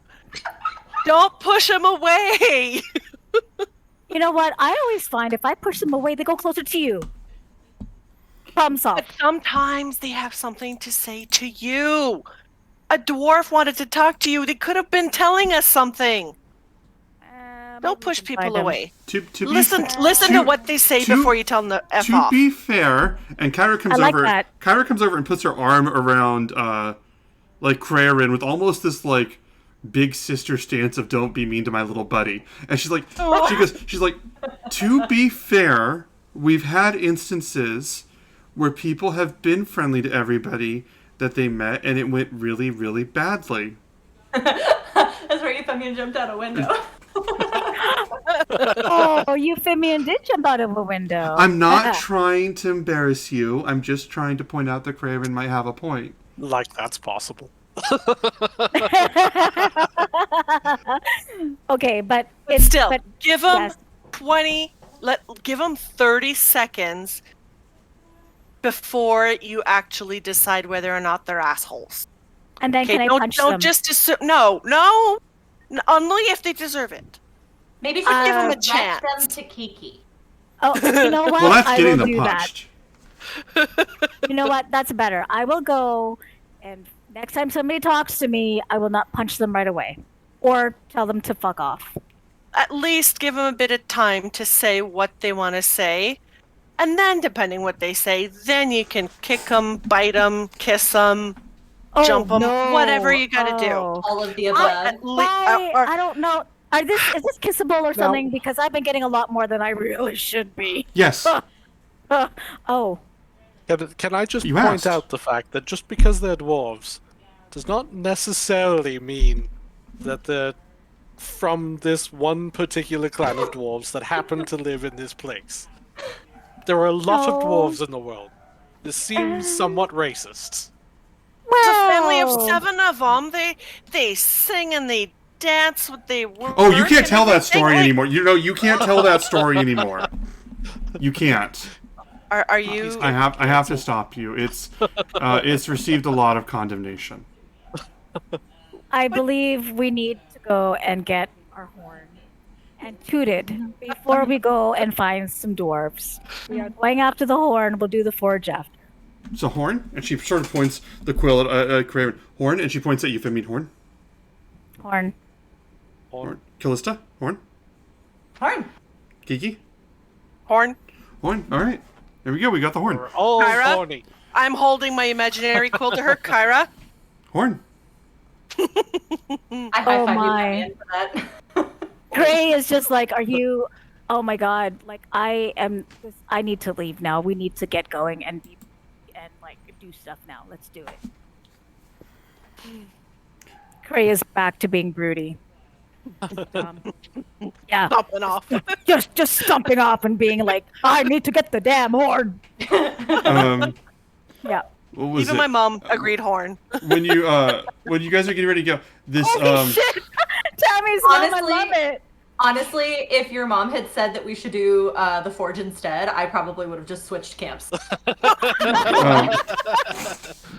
Chat, this is how you can go and like influence us. Just tell us what the hell you want us to do, and we'll like decide at that point.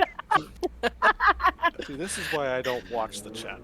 But what was it? This old guy walks by and looks up and goes, looks at Craven and goes, "Hey, aren't you Craven? Aren't you the one that did all the fighting?" Oh, and I look at Kiki. Yes.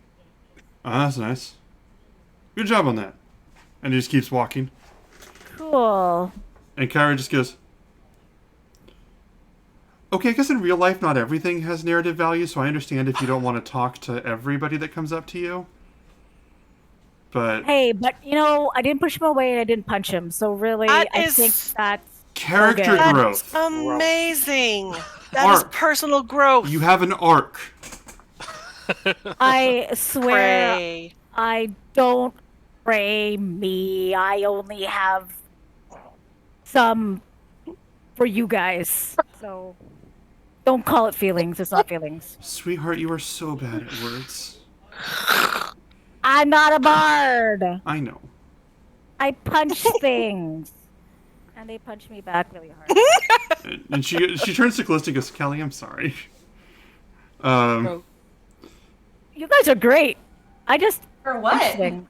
No, it's just she goes, and she's looking at you, and like she values like, you know, the flow of speech and like this verbosity and eloquence so much that she's like, "I'm sorry you have to hang out with someone that can't find the words so often." Yeah, Like yeah. this is it's- just yeah, this is just yeah. this is like, I understand that. given who she is, like on a holy level, this is disappointing for her. Cray does not word. He punch. So I can't tell you. That's all he does.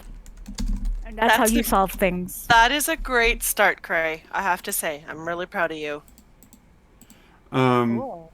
Thank Thank you. So she goes, "All right, well, let's go. Let's go and find what's down that path." Cray, Yes. affection. It's not even that yet. Oh my god, just stop reading into my words. I'm not a bard. Oh, Kyra I'm gonna goes, give Cray kind of like a little sideways hug on the shoulders here as I walk by. and Kyra just goes, if you want to learn about affection, let me just. I basically kissed all of you except for Kiki. I mean, really. That is easily amendable. Tried.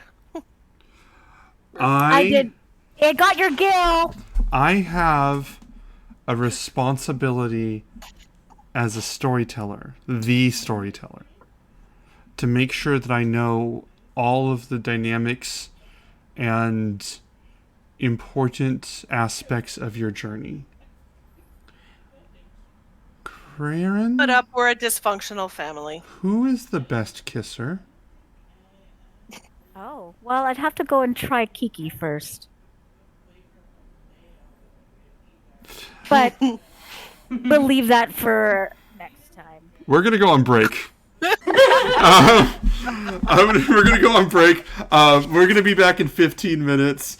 We're gonna mute this. The chat. This will still be open. We'll probably, some of us might participate in the chat, but hang tight. We're gonna go grab food, reconvene. See you all very soon. Whenever we head north and investigate the missing horn. Bye bye. So if you have people that you think might be interested in the stream, please go ahead and give us like a follow and hang out with this weirdos that all four of us, 1, 2, 3, 4, 5 of us are. So I'm sorry. I I missed some- can math. I can math good. Can I you? was mentioning no, I can't. I don't know. I was mentioning that people should follow all the 4 of us, and then I had to actually count how many screens I had opened up. And it's actually the 5 of us. So, yeah. I'm good at math. Fair. So this brings us now. You guys are heading in the direction east of the east of the shrine. Is there anything? Last call. Is there anything else that you wanted to do before you move in that direction? I think we should be okay. We have I enough think we're good to rations go. and all that, Mhm. right? I- We have all what we need, right? All right. Let's make sure we have our bard here first. I don't really use that. Why do I have 2 quarterstaffs? I guess that would be helpful if I knew that. But So I you do. can hold one in each hand and spin them really, really fast, and then take off. Oh, you mean like a drone? Oh my god, a Crayon drone would Mhm. be so bloody amazing. Hey, Allie, while you were gone, Kyra bid them all farewell and ascended. She's now married to Krarin. We had a good run. Good run. And she revealed her secret, but also they took an oath of silence, so that's it. When you win some, you lose some. That's fair. That's okay. I'll just tell you all now. Callista's secretly a Hydra. Uh-huh. Oh, And I'm no, so sorry. Don't worry about it. Mhm. Okay. I mean, Uh, she seems friendly enough. I'm happy to adventure with the Happy Hydra. Euphim- Or is it all a ruse? Yuffie and the Happy Hydra is a show that I would watch and I would enjoy. Those I are love like- how we all come back and we're like all eating or like whatever. I love it. It's mhm. great. After break, we just gotta do it. Welcome Yeah. back, everybody. If you're following us, be sure to give us a follow. Or if you're watching, please be sure to give us a follow. That'll help us out because that'll help our stream get going. But in the meantime, we are here. You guys have do you want to fast forward to saying you're at the shrine? I'd say Unless so. there's something important to hit in between there. Yeah. Nope. Now you missed all the clues. So you get to the shrine. Thanks, Cray. For And rolling yeah- like shit. Kraven has seen the little spots of wine that weren't able to be cleaned up properly that lead to the outside. If you follow them through, yes, they do. There is a large garden out there, but like Aesop said, there's not much to see in the garden. It's up against the side of the hills that the town is built next to. The gardens lead into a path that leads to the east gate. You can examine the garden more if you'd like, but that's what's obvious here, is what I'm saying. What would anybody like to do? Is there still a trail of wine or anything like that, or did that end out of the garden? I would have you roll survival because you're out here like in nature now. If that's fair, Yeah, sure. if you object Oh, to that, hey, there's a natural 20. that's definitely fair. Ooh. Let me. Sorry. Step away for one more second. I'll be back. He has to now decide what our demise is. Yeah, thanks a lot. You broke it. Great. Cray has to die again. Sorry, I just realized I forgot to turn on my air conditioner, and if you don't live in LA, you don't understand what an important issue that is. Yeah. So a natural 20. I'm gonna say, Euphemian, you roll an Arcana check with advantage. Ooh.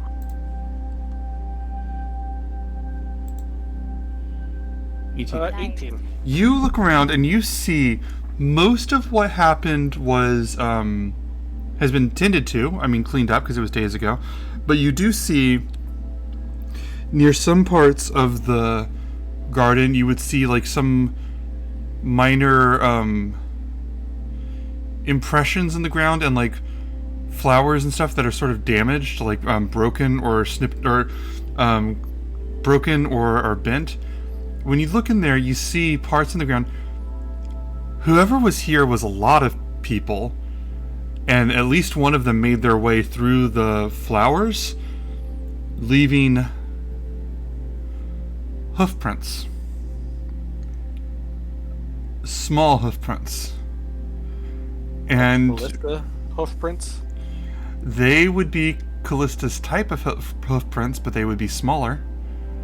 And when you are looking through, you, Euphemian, with your knowledge, notice that there's like a faint chill and scent of wine in the air, tinged with magic.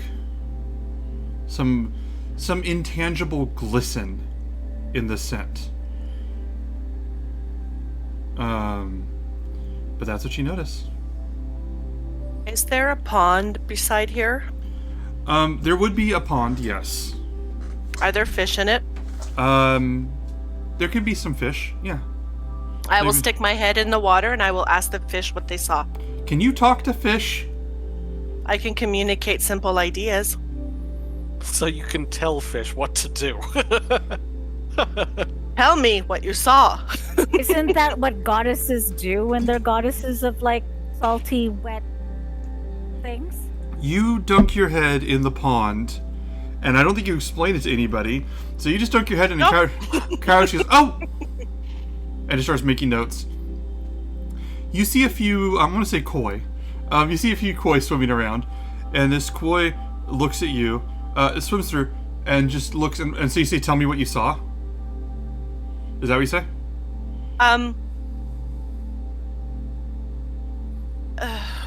Have you seen something? Have you seen... Okay, I'll say that Euphemian was able to tell that it looked like it was multiple people here. And I'll say there were multiple people here recently. Yep. And it just looks at you. Yep. Were they carrying a big pointy horn? Nope. Nope. Just They just looking up the thing there. You have no special ability to understand them. is that it? Yeah, so you can tell I them. can communicate to them, but I can't understand. Oh, burn. I'm in it now. Okay. Bob upwards for No. yes, and left Oh, wait. to right for no. Yeah, you have you have no ability to understand return. Yeah, so I'm just gonna say, you can't communicate real well. This is about the level you're gonna get. That's our gonna be compromised. So yeah, did you see them steal a horn? And he goes, nope. Saw you. They fell. Silly. You saw me? Just now. The brain of a goldfish. They fell. Silly them. Fell. Broke into my home. Did they leave anything behind? Dirt. Bad water. Do I? I love how Did they describing. pee in his portal pond? I just want to be so upset. I was with gonna them. say you can't hear him. I was thinking it was wine, but yeah. I know in my head. Bad water. Bad water. Ooh. Can I tell what he's saying? Do I understand what he means? Bad water? Like, is it wine that's spilled? This is all you're gonna get. This is as complicated as they can get. It is. No, but can I tell in the water right now? Like, is there still some in the do you water? want to tell? Okay. I will. You know what? I will have you roll a perception check with advantage. Can I just say how much I love you as a fish right now? Thank It's you. the best ever. Thank you. That would be a 12. 12. Bad water. That's not what they would call bodily functions. Bad water would be any kind of drink that doesn't belong in the pond. Okay. Can I come see if they left anything or dropped anything? Yep. Okay. I'll take my head out of the water Mhm. and like drop my bag and just jump right in without Oh saying no! anything. And it just swims away. But yeah, you just jump. Yes. You jump into the water. So you jump into the pond. It's a very large pond. Yeah. So you can look around. What are you looking for? Are you looking for the horn, or are you looking for clues, or what are you looking for?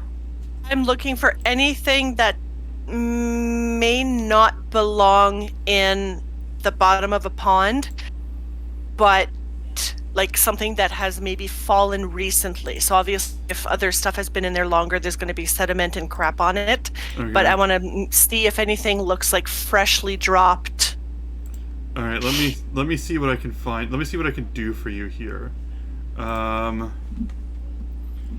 was it? You would see. I'm gonna say you see a few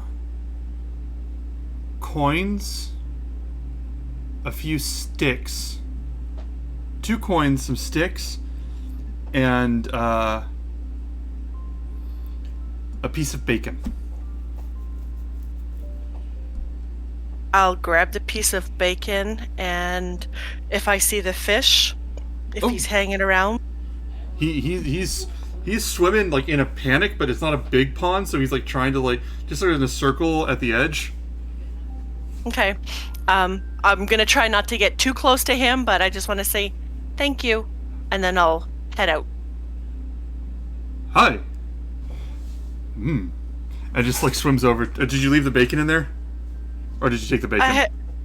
I will leave half the bacon. I'll break it in half, and then I'll leave half once I see that he looks interested. This is the best day. And just swims in, and that's it. That's your investigation. Okay, I will go up in the water, out of the water, Mm-hmm. holding this piece of soggy bacon. So, apparently, these people were clumsy, fell into the water, disturbed this poor fish's home. I'll stick my head back in the water. What was your name? Do you have a name? Huh. Thank you, huh? Get out. A poor fish. They I fell have a in. name. Sorry, go on.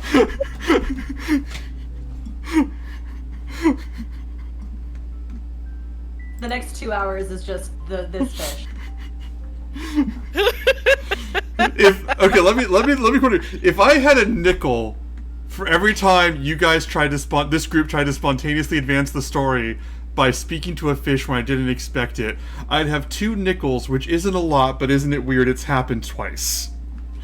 Sorry, but anyway, go on. Ed? The other Happened campaign. before? The Chris Oh. Lestrade, yeah. Oh. Oh, Gil? Yeah. So apparently they fell in the water. Mm-hmm. They must have dropped some wine in the water because the water was bad. They left this bacon behind. Do we recognize this bacon? Do you want to do a bacon check? Let's roll for bacon. I would say roll for perception at disadvantage. Disadvantage because Well- if it's in the water, it's been there for a while. It's like been the quality of it has dropped. So any like markers you're looking for would be less. Cray is also more the bacon expert in our group, so I would say maybe Cray would be better, but I can give it a try. That is a 16 with my lowest roll. This 18 and 16. this is this obviously doesn't have any smell or taste or anything, but this is of a seems to be of a size and quality reminiscent of bacon's past that the Craven would have offered. So whatever happened in the shrine, somebody stole not only stole the horn but made time to steal the bacon. Oh, for God's Wouldn't sakes. the horn have been stolen before we met Aesop? That's true. This has been there have been incidents. Bacon theft? It's temporal bacon. 'Cause- 'Cause Okay.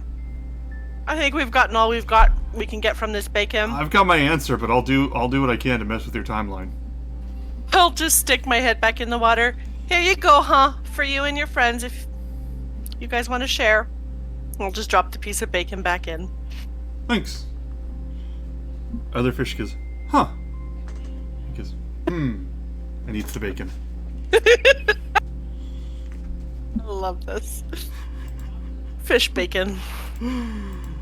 Oh, this is why you say yes and people whenever someone asks if they can do something. Anyway. So, anyways, they were clumsy. They fell in the water, dropped some wine, left some bacon, disturbed poor Han's habitat, which is why I asked consent, because he seemed pretty upset when he said that they invaded his house. I have to wonder. The bacon has come out here, and I do have perhaps a sense of some kind of magic involved. I wonder if perhaps the priests were enspelled and forced to bring it out here themselves. They may not even remember. Kyra says, they were enchanted into bringing the bacon out here? Well, and the horn. And the horn. She goes, Maybe just anything valuable, maybe. She goes, if the bacon and the horn were there, then doesn't that mean that this happened more than once? I suppose Maybe it's with possible. smaller offerings, maybe smaller offerings might have just been a test to see if they could manage to get the horn out. Should we set a trap? A bacon run. Yes. still Sorry. have Yes. bacon. Yes. I just thought of a name for the next chapter, but yes, we should set a trap. I'm okay with a trap. Well, my question is, as we see, I mean, did you share to us, Euphemine, that you saw the hoof prints? Oh yeah, yeah. Oh yeah. I mean, can we follow that? Yeah, you can follow that if you'd like to. Do That they look like Callista's? they're Callista's but smaller. They're hoof prints, but they're smaller. So baby Callista's? Callista, you specifically. Okay, let me see. That'd be so cute, baby Callistas. Oh my god. Everybody, Baby can, Staters. everybody can roll a history check at disadvantage, but Callista can make one at advantage. This is something that is obscure trivia, but would not be obscure to Callista, is what I'm trying to say. 18.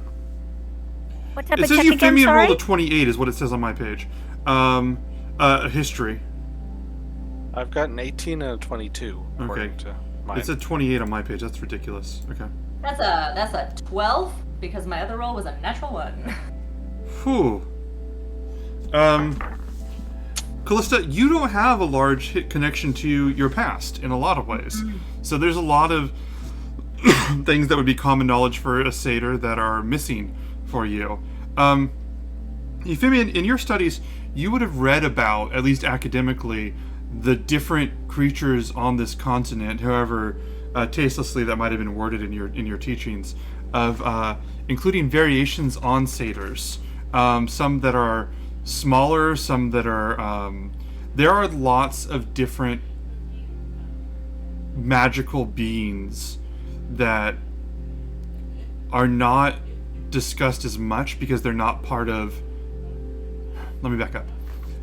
When people talk about the races in Thylia, they're typically talking about the intelligent society building races of the people that traveled here or the people that claim this is their home. There's other magical and obscure races who are kind of mostly off doing their thing, like, creatures that would live in the mountains or in the sea or something like that. There are variations on satyrs that live in the forest and the woods and kind of keep to themselves in such a way that they're not commonly contributing to the overall history as far as the humanoid races would see it. So there might be some of those. 22. Smaller one you might have heard of would be the Goatlings, which are... You were mostly taught to stay away from them. They are not evil, they are pure mischief.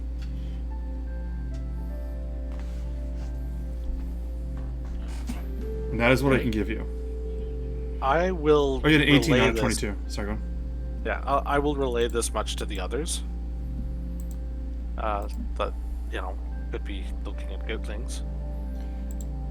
Yeah, I would say, Callista, when you are hearing this, you feel as if that was information you knew. Do you know when someone tells you something, but you forgot something, and whenever they say it, it feels like you're remembering it? Like, you feel like you're not learning this, but like he's reminding you of something that you never knew before. I know how it's a contradiction in your head too. When you say it, Kyler goes, "Oh, Goatlings! Oh, Goatlings!" And she's like makes a note. What about Goatlings? I rolled a 1, so it's 2 minus 1. They're mischievous. They're trouble, and they're rude. I haven't spoken to one in a couple hundred years, but they're rude. I So think Cray should fit right in. Maybe we can finally get you that kiss, Cray. Oh no. Why is everybody so obsessed with my lips right now? I mean, Except for honestly, Kiki. they're just nice, and Goatlings are mostly in they're mostly in the woods though, in the deep woods.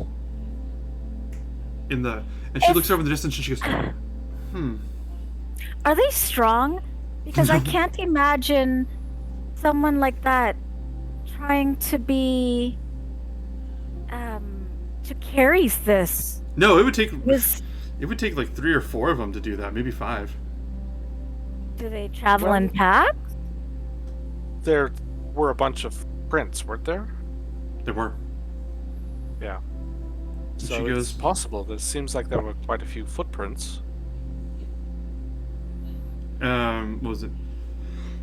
And she goes, the thing is, and she's touching the quill to her lips, and she goes, the thing is, the woods, the old woods, I think they're called, a lot of magical things keep to themselves there. They weren't really a part of the war. They mostly stay neutral, and Euphemia, I will tell you, because of your schooling, when you were taught, not a lot about them, and you were taught to stay out of their way and stuff like that, what you were basically taught in the wholeness of your education was a lot of the magical creatures that stay, kind of just stay in their area and kind of, thrive there in a you don't come into our place, we don't come into yours kind of thing. So there's whole areas of Thailand, not massive, but forest or something, or mountains or whatever. There's whole areas that are just the magical creatures live there and we don't bother them. And that's kind of what the Goatlings were part of, things that are out there that if we're educating you at the school right, you're never going to see them. Was kind of a lot of that. Well, it goes to show what they know. They don't know a lot. I don't suppose anybody knows any counter charms or anything like that. Seems like it would be handy at this point. What I don't understand is why would they all of a sudden come into the area now to steal the horn? I wonder if somebody picked them up to it. I can't think of anybody. Even if they're not directly following Sidon, it's possible that they were suggested that it might make good sport. If they're as Alright. mischievous as I've always been told, they might Like a come to prank? mind. Exactly. Is there Ooh, I an don't like that. important? Is there an important? I don't know, festival, or is this horn ever used for anything ceremonial? Is there anything coming up She that says, gets used for? well,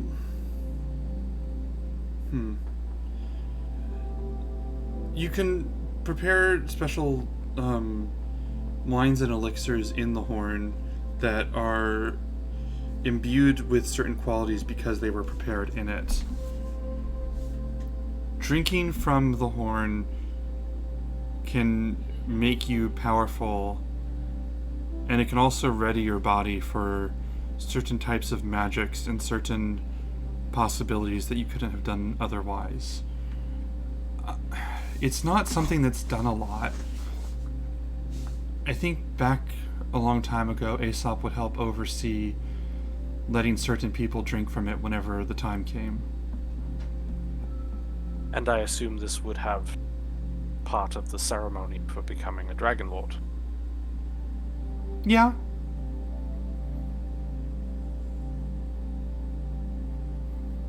So certainly it seems like somebody's trying to impede that.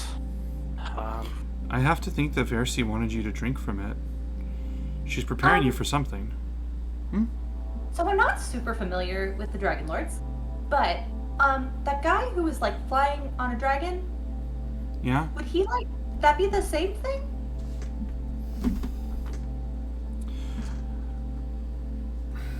Okay, she is going to answer you, but just for accuracy, I would want you all to roll history. I don't remember all of your backstories. I'd let you all to roll history if your character would have spent time learning like the history of Thylia specifically, like Euphemian's education or something. You can roll with advantage. I'll trust you to your discretion, but I don't know why that didn't. That's not better.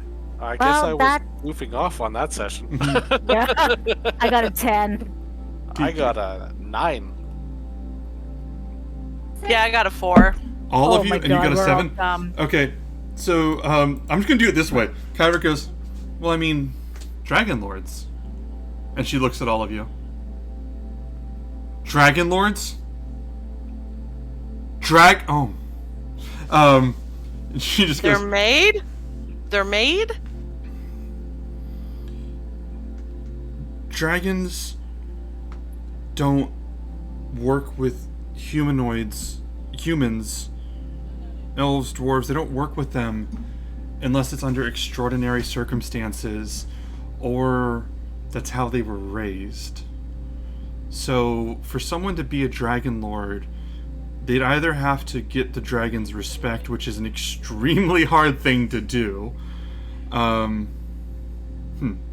or they would have to be given an egg at birth and given the chance to raise it themselves.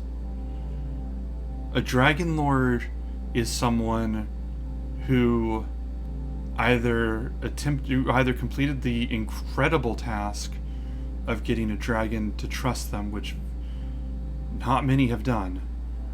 More likely, they were given a dragon egg. There aren't that many eggs left. And if that person was riding a dragon and serving Sidon probably found an egg to give them.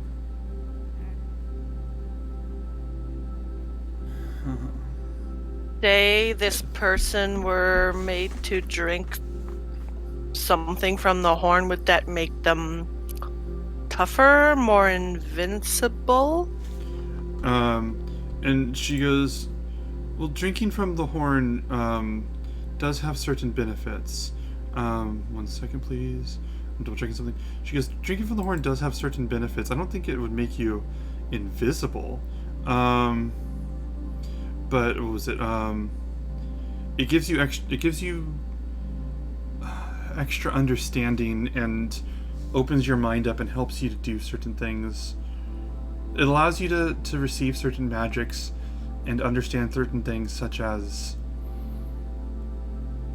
being able to really understand the nature of a dragon, how to connect with them. So I don't see why he would want it now if he already has a dragon. Unless he's newly forged. Yeah. Why did Fiercy want you to drink from that? I don't question her plans. Anyway, I guess clarity helps. Do you think we can get my dad to drink from it? That'd be something. That'd be You kind have of to find gross. it first. That'd be kind of gross, though. Anyway, Wait, why? my dad's weird. We should probably, if they're trying to find it to help him, then we should probably get it back sooner than later. Mm-hmm. I agree. So we should probably find these goatlings. We're going into the woods. Unless we think we can lure them out here. Do we still have those bear traps? Do they both get destroyed? That one. It seems cruel, doesn't it? Oh, those teeny little legs. I'm not going to participate in that discussion of moral judgment, because that seems very outside of what I should influence. But just, I let me personally would prefer to talk first. just let me know if I need to add any trigger warnings to the next chapter. I can always punch things. They're the same height as me. But, I mean, apparently I'm supposed to listen for like at least 30 seconds. Well, I feel like perhaps if these folk are as mischievous as they seem, do you remember? I've seen a certain prank that somebody has pulled, where a large bowl of sweets is left out. And when they grab for the sweets, there's a hole in the bottom of the bowl, and they grab that person's hand. Just not haven't heard the trick. Yeah. But it could work. Do we have sweets? I mean, there's a different version of this that happens as well, usually with a box. Well, I know that there was this one where you have like a bucket and you have like a thing kind of overhanging the bucket. No, Plank she's of some sounding like sort. Vulcan. And you have this thing walk on the plank and they get dropped into the bucket. They can't get out. We talk to them like that. I Give them know. little bits of gold. I Like know- catching mice? I know a way to catch small things with gold, and you need to put like this gold. I read this story about where you put this gold in this we don't have any dogs. I don't want to do that story anyway. Oh boy. Yeah. I'd Well- rather not put anything inside a dog. I think we should just go into the woods. Let's go Maybe we talk can to just that. talk to them. Let's go and see. Should we try to find if those guards know anything? I mean, did they go through? Did it look like they went through the gate, or does it just go like it goes It through looks the like it woods goes- and up over the hill? It looks like it goes towards the gate. Okay. By the We way, always try to find. I'm just gonna say this right now. Anybody in chat who knows what story Kyra was just referencing gets a free subscription as long as we have them. I'm just putting that out there right now. But if you guys want to go there, we totally can. Oh my god. I just saw something. So are you guys going towards the woods? Yup. Let's do it. All right. So you guys head in that direction, and yeah, you head there, and there would be a few guards. There'd be two guards standing there. This one short woman with a spear, and this one taller man also with a spear, and they're sort of looking. And this area is not guarded as closely, and the reason for that is that is that, like I said, this path leads out to like the woods where like it's almost defined by the communities not bothering each other, and there's not much out here for like trade or anything out here. So there's very little danger to guarding this one poorly, is what I'm saying. Anyway, what was that? So it's if you guys want to talk to the guards, you keep going. That's up to you. Do you think it'd be worth it? Some more information? I mean, we can find out if they notice anything, but if these guys are as mischievous as they say, they probably got tricked somehow. Sometimes you can remember when you've been charmed. I guess it's worth a try. Yes, it's worth a try. Let's go have a quick chitty chat with the guard before we head on off into our adventure. All right. So you go and you talk to and you go see the guards. So you don't talk to you talk to one, and this lady looks at you, and she's sort of craze height, and she holds out the spear, and she goes, hey now, hey, what are you doing trying to get through this gate? She looks at you with intent. Anybody? No answers? Leaving the city? Roll persuasion with advantage. Why else would someone be walking out of town? Words. That's a 22. She goes, Nice. She goes, that checks out. Holds up the spear, stands back, and the other guard goes, I'll say that was easier than last time. And she goes, yeah, Wait. have a good day. Wait, what last time? And he goes, and he just goes, and he rubs, and you notice he's rubbing this bruise on his cheek, and he goes, just, I don't know, a couple of kids tried to come through, and we tried to do our guardly duty, but they're mean. Kids are mean. The woman goes, kids are mean. They were coming into the city? Or No, out? they were coming out of the city.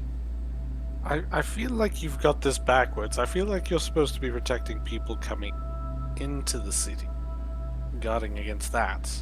People generally are free to leave cities. Roll the persuasion check with advantage.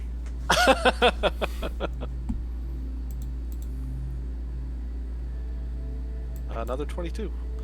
She goes, my performance review makes a lot more sense now. And the other guard goes, have we been supposed to be guarding the other side this whole time? She goes, shut up! Shut up! He goes, we would have stopped so much more if we stopped them from coming in. She goes, shut up! And he goes, if they hadn't come in, they would have never said those things to us. And she goes, sorry, what's up? Excuse me? Yes, what is it? We're talking. So, that sounds like something you might not want to get back to, like, I don't know, Aesop or Pythor. What if we pinky promise we won't tell on you, but you told us what you're talking? Yeah, we can tell you. In detail. And she goes, yeah, no, we'll tell you. We'll tell you what you're talking about. Just don't cut off her pinkies. Yeah. And the other guard looks at her and goes, I don't need feedback on every little thing. And he goes, okay. And she goes, so we were guarding it and making sure that nobody got out of the city, right?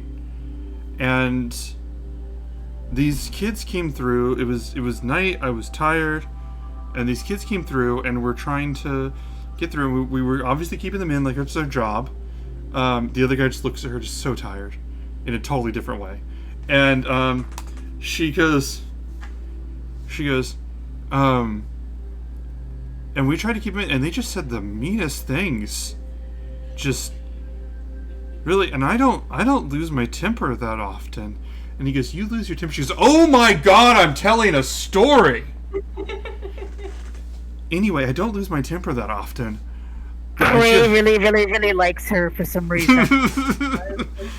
and A mystery. she goes, "But I just lost it. I just kept trying to punch these kids and trying to stab them, and just, I knew I hated kids, but I did not know I hated them that much. But they say these things and they get underneath your skin, and it got out of control. They might have got a few good hits in." The other guard just goes, and she goes, "Anyway, they're gone now, so I got them out of the city." She says that like you're welcome. Were they carrying anything? And she goes, "I mean, yeah. So I got that out of the city too." So what were they carrying? I don't know, it was night, something big.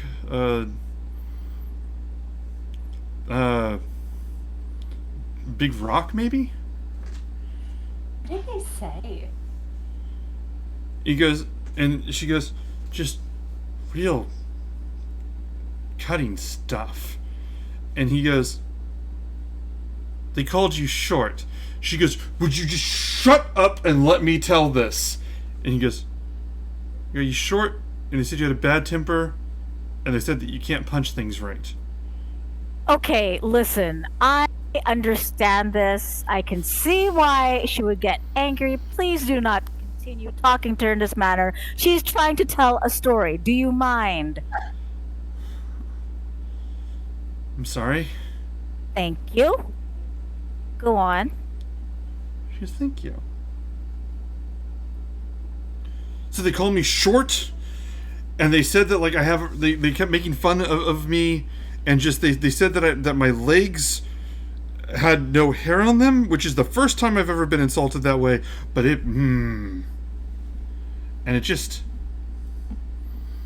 sticks with the gal, you know. My legs I are fine. understand. She looks at her and You are thank you. fine. You are fine. She goes, she goes, and they said, they called me, protuberance on the something of something? I don't know. They used a lot of big words, and they also made fun of me for not knowing all their words. That one really stung, too. That's okay. We'll find them. Euphemian, you can roll a history check. Regular.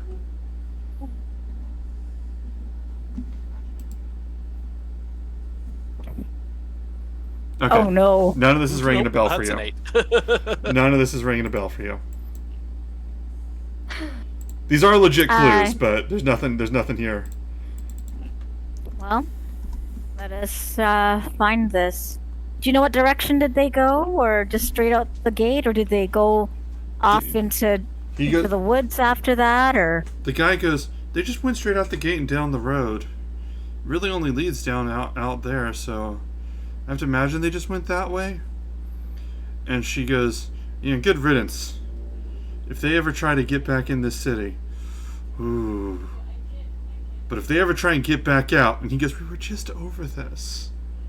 Yeah, you might have to station yourself on the other side of the gate, like now, and prevent people from coming in.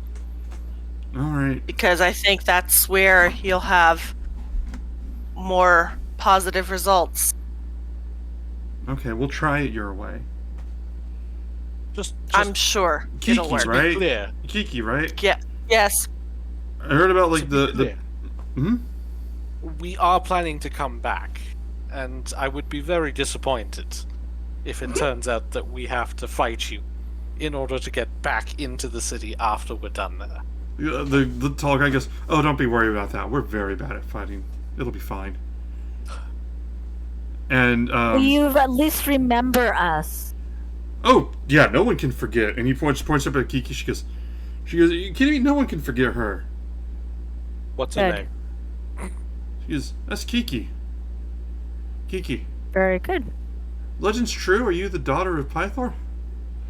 I'm gonna feint a punch to his face. Oh, this is the lady, by the way. Oh, to her face. Sorry. Like, I'm gonna stop right there. Ha! You Haha, get the gotcha. fist right in front of her face. She does not react And she just goes, Oh. so is the daughter of Pythor doing anything when she gets back? That remains to be seen. Okay. I don't know if anybody has any good ideas. I'd be I happy can to think hear of them. What's that? Her. Her? Uh-huh. I'm sorry. Are you hitting on him for her? I'm a great wingman. The tall Nice guy. pants. They would look even better on Kiki's floor. The tall guy goes, I think he looks at Callista and goes, I think that my friend would accept if that were to happen. Maybe we could just like all go hang out when we get back. No, I mean just the two of them. If they want to do that, I help her figure out her schedule all the time. So I mean, I could just put this in. Perfect. Kiki, are you okay? Yeah, we'll talk more about it when we get back. Delight. Cool. I look forward to the two of them getting to know each other. Mm-hmm. It'll be great. You're gonna Okay, hurt me again, remember- aren't you? Yes, I am. Okay. Remember, this side of the fence after we leave. This side. Ooh, what are your names? Let me see. I have to look up names. I'm not. I cannot. Sorry. I cannot lie and tell you that I had names for these guards immediately on hand. But I will give you. Unacceptable. I will give you names immediately. I will give you names. Normally, I try to play it off and be like, "Oh, I knew their name. I'm just vamping for time."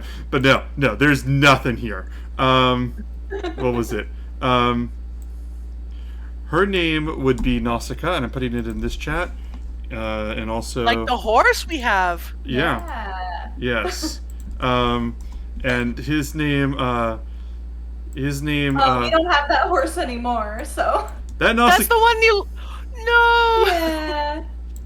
Out with the old, in with the new. So you're going to ride it. I was thinking that. I still have Oath. I'm happy with Oath. I gave you Nausicaa, and you got her killed. I blame you and take none of the responsibility. It was your centaurs that you sent after us.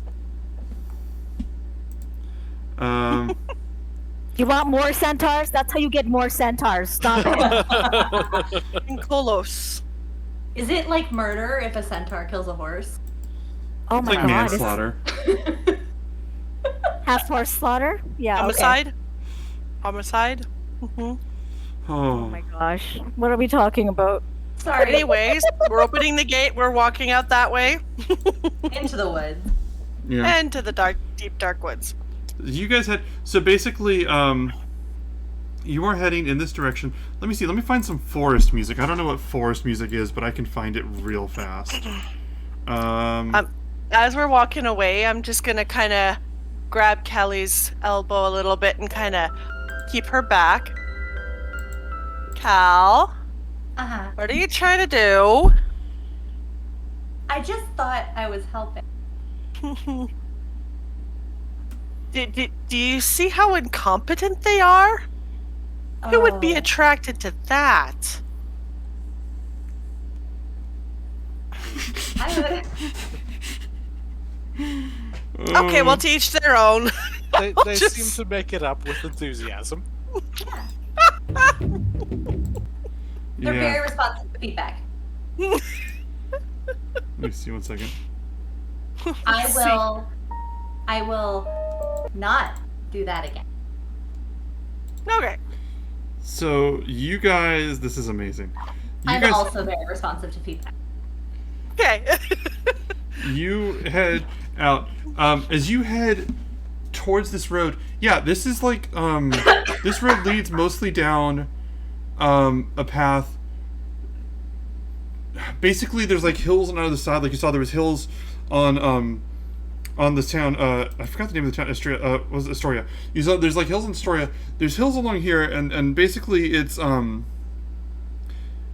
path goes pretty straight down the road for several miles, until it gets to a forest. It would take you about an hour to get into the forest. Or it takes you like 2 or 3 hours actually. Is there anything you want to do while you're on the way there? Or do you want to just move ahead towards that? I'm going to spend a moment speaking with Kiki. Okay. Sort of pull back a little bit so that we're not overheard so much. So Kiki, one thing that I spoke with Prayorin. Mhm. He followed Kyra. Too many K words in this. And it seems like there's some kind of secret that Kyra's keeping from the rest of us. After our conversation with Vulcan today, I'm wondering if the end of the peace contract has something included that is going to cause the gods to disappear.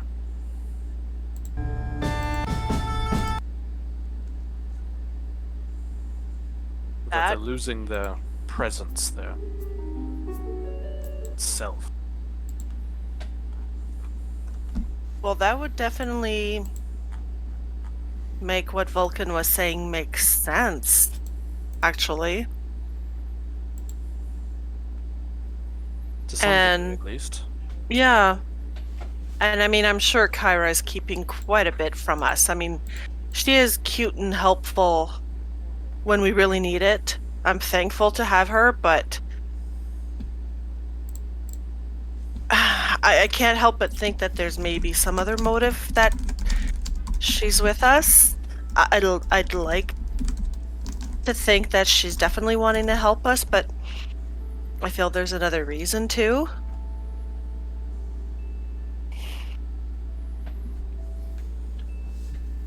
I don't get any particular sense of, I don't know,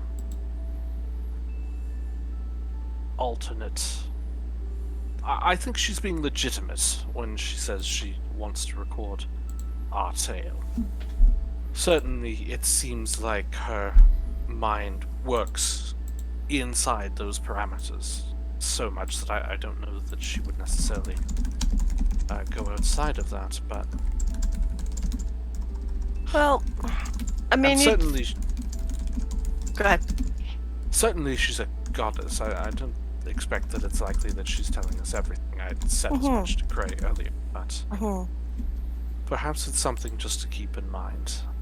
I plan to speak with Callista as well, or perhaps you would, if you'd like. Yeah, I can certainly see what her take is on that. Just so we're all on the same page.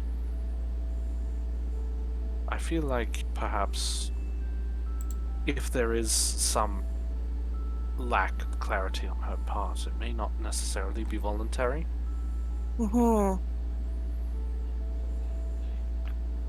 But certainly better to know going into this that... True. And I mean, not to speak ill of Kyra at all, but just something to ponder. Now that you've just mentioned that maybe at the end of all this, something will happen with the gods after this. Maybe that's why Kyra is so keen on maybe documenting it. It could be. If though... I mean, for all we know about, certainly our knowledge of what seems to be the history that's told and the history that has actually happened, the necropolis has brought that somewhat to mind. I wonder if perhaps the war fought against the gods and the titans, the gods lost. They've had 500 years to put their affairs in order. Now you think they're ready to step down? Well, I don't know if it's something that they necessarily have any option about. Hmm. It's definitely something to think of. Regardless, perhaps you would want to speak with Callista, just like I say, so that we're all up to speed. Mm-hmm. We all know what we know. Mm-hmm. Did you want Yeah. to?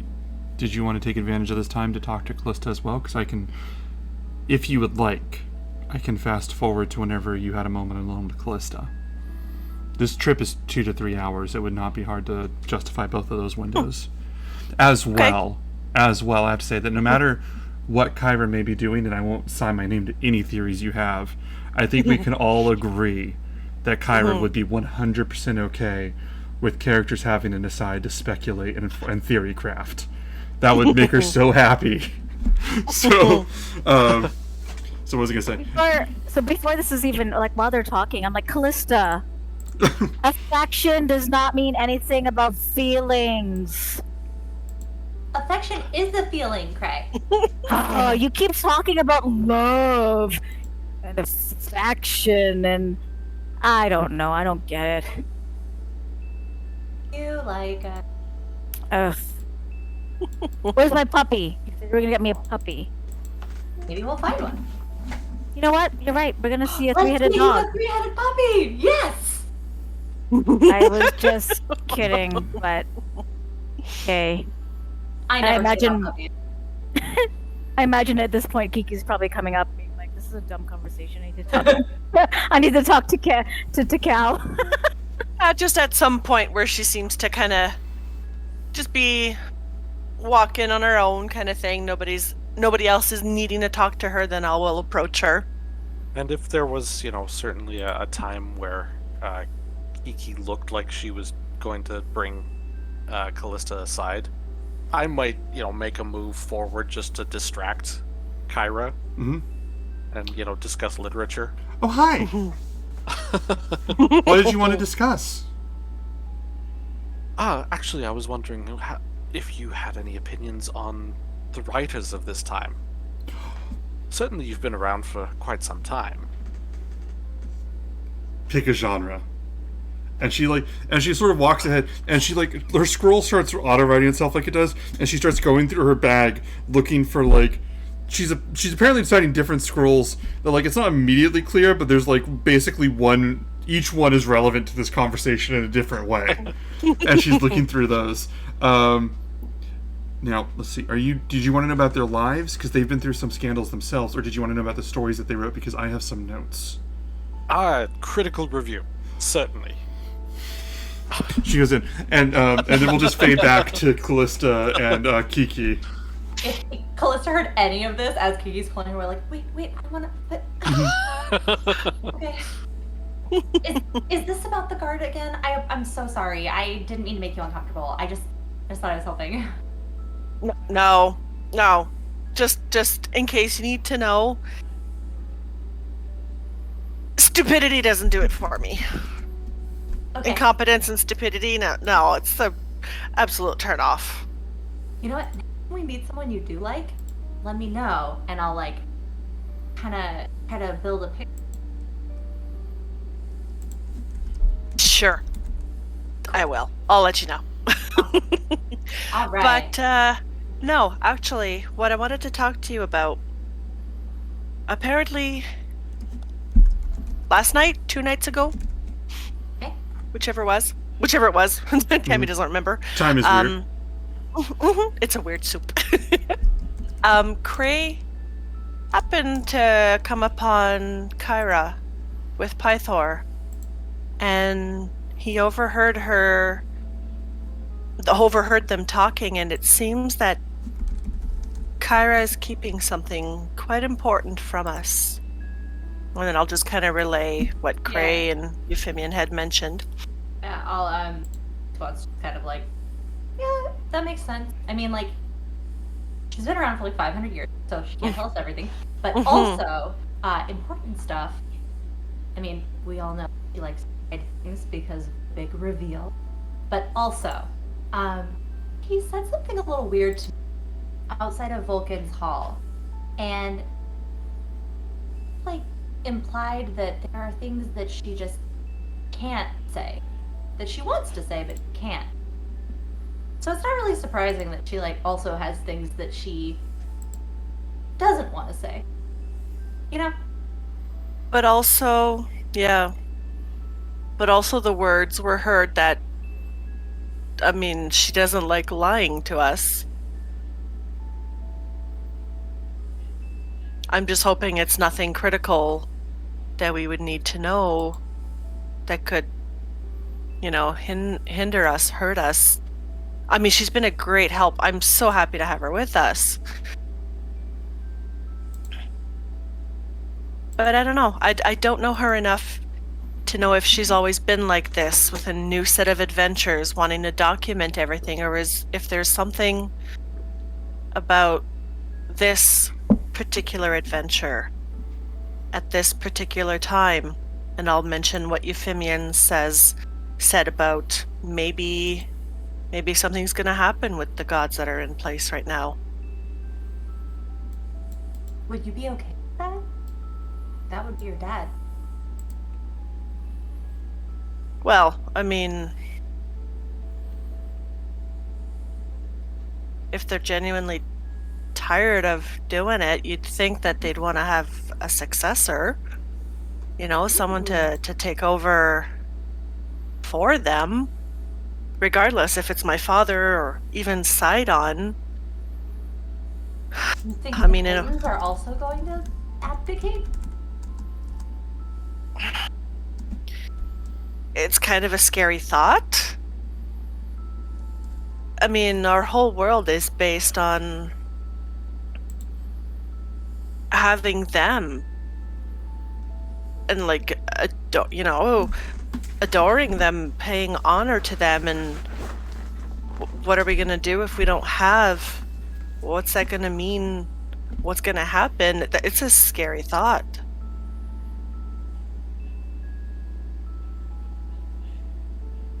It's just thoughts right now. It's just something that Euphemian kind of was thinking, and with what Cray had said, and you know, that actually made some of what Vulcan said this morning sort of make sense in the stupidest way.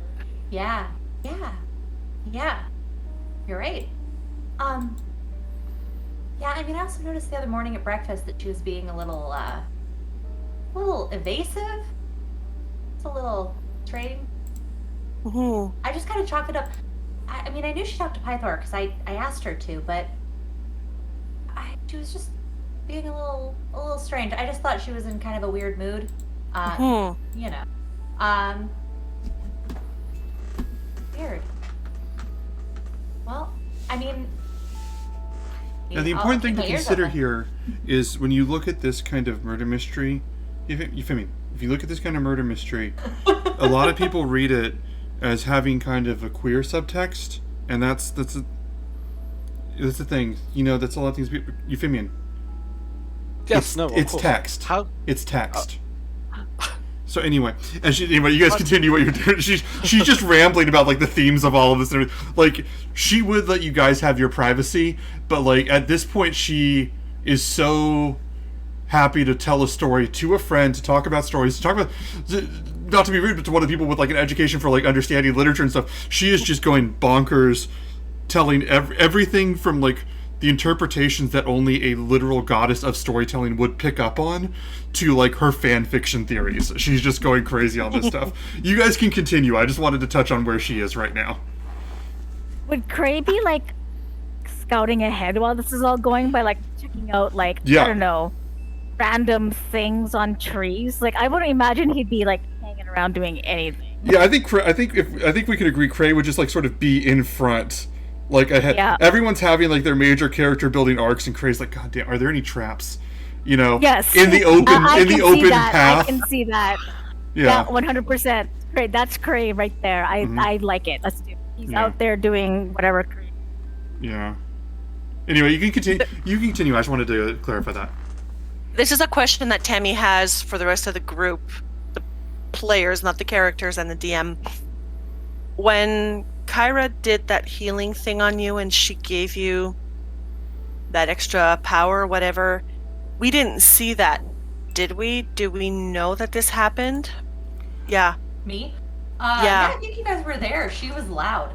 Do you want Ben to clarify what the other players saw whenever Callista and Kyra did the thing? Yeah, when that happened with Kyra. What you saw was Kyra kissed Callista passionately, held it for a long time, and by a long time I mean like a few seconds is a long time for a kiss like that.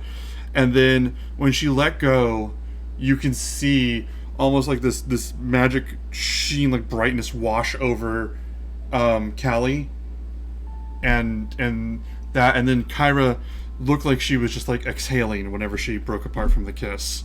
And that's basically it. You didn't see anything, and any signs that she was different didn't really show up until later. Okay. And again, time was weird in that moment, so Callie had like a 20-minute experience in that 5-second kiss.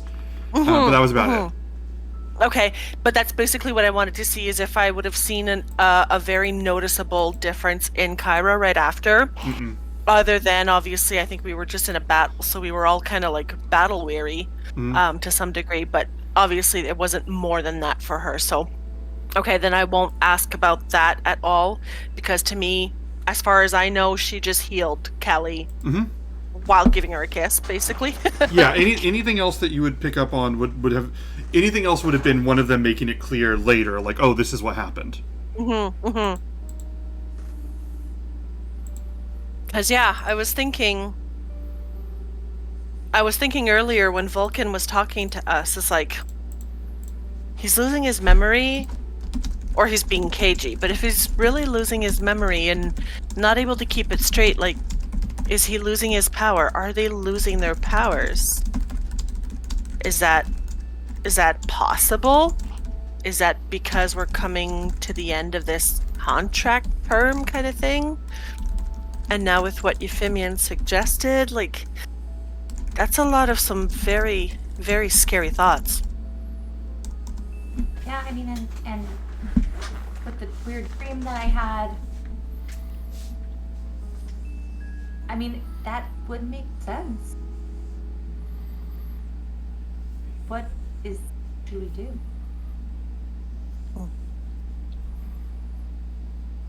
Well, I mean, we have to trust that Versi has given us a path here, that there's a purpose for it. Hopefully it's for the greater good.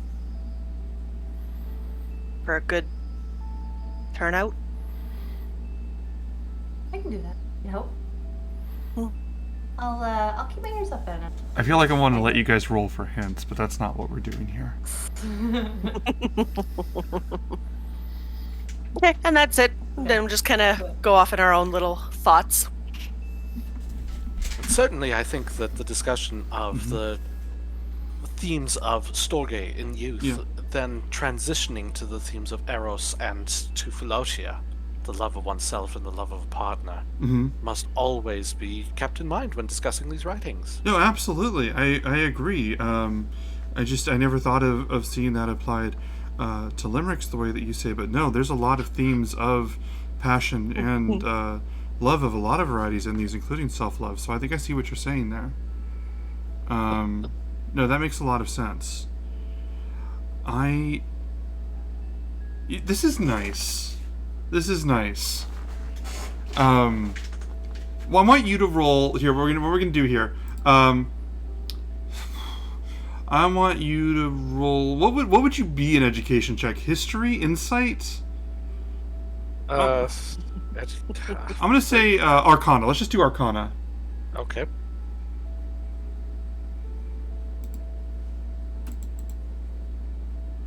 $14. 14. Yeah. Okay. So you're genuinely 14. What was it? 14. You are genuinely like keeping up in this conversation, and like, because she's like, obviously Kyra being who she is, she's speaking at like a master's level of like this type of stuff. But yeah, you have an education. You're 14. You keep it up, and you're pointing out like one or two things that are like, oh, I hadn't thought of it that way. Like it's like open to interpretation, and you're saying like some things that she's like, oh, okay, that's interesting, and she is just really reveling that there's someone like in her, like that anywhere near her tier on discussing this stuff, and it's making her really excited. But what was I gonna say? I swear, you guys, each of you like speaks to a totally different aspect of Kyra, and it's amazing. This is gonna end in a polycule, and that was never my intention. What was I gonna say? She goes, It is now. Because this is good.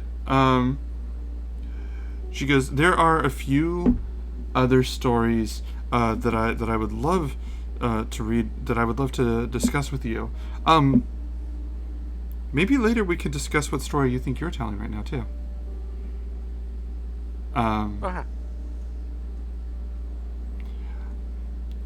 Craren, have you seen anything?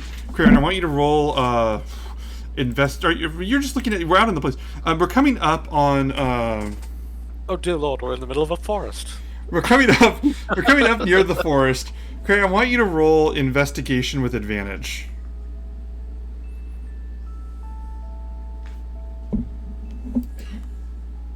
Did you want to roll with the 11 or the 11? What is that? Was that like a quadruple snake eyes or something, or how does that work? Quadruple snake eyes. You failed 4 times. Oh my god, it's awful. Warhammer flashbacks. I can't go into it, but anyway. So you guys, you basically you see these. This is the forest. It is a tall, massive forest. Trees. The trees so thick around the front of it that aside from the path that's cut in, they almost form a wall. And you could see the light barely getting through the foliage at the top, forming like darkness with like shards of light coming through. It's not like a vision issue or anything like that, but just like really literally shady.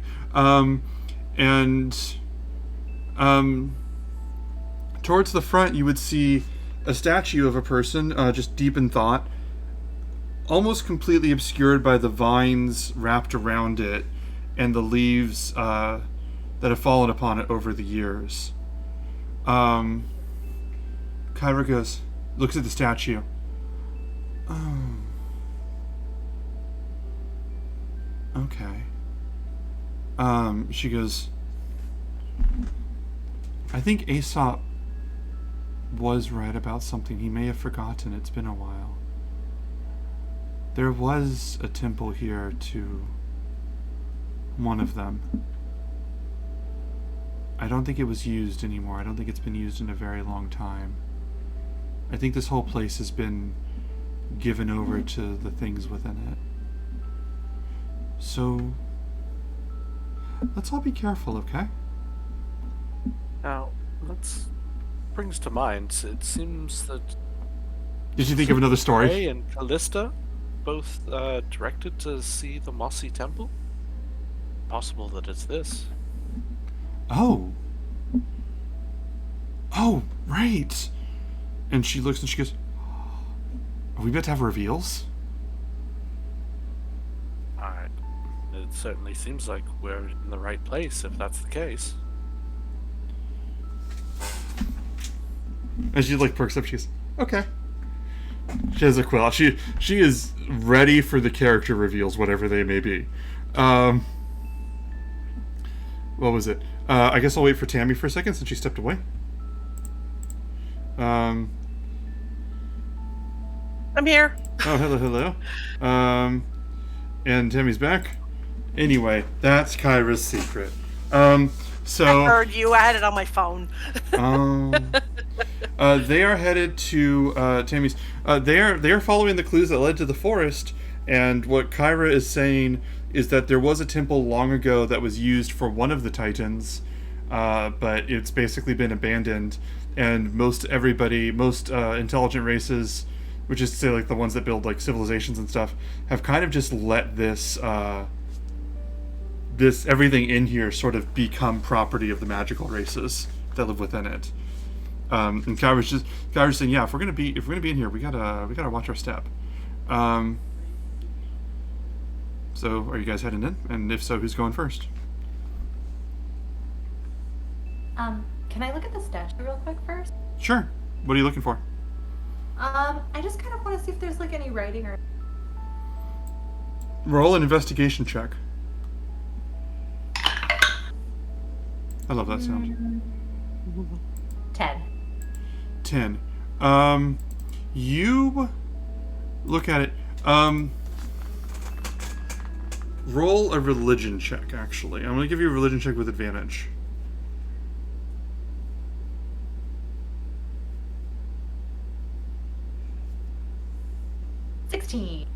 Okay, so looking at this, you would see, what was it?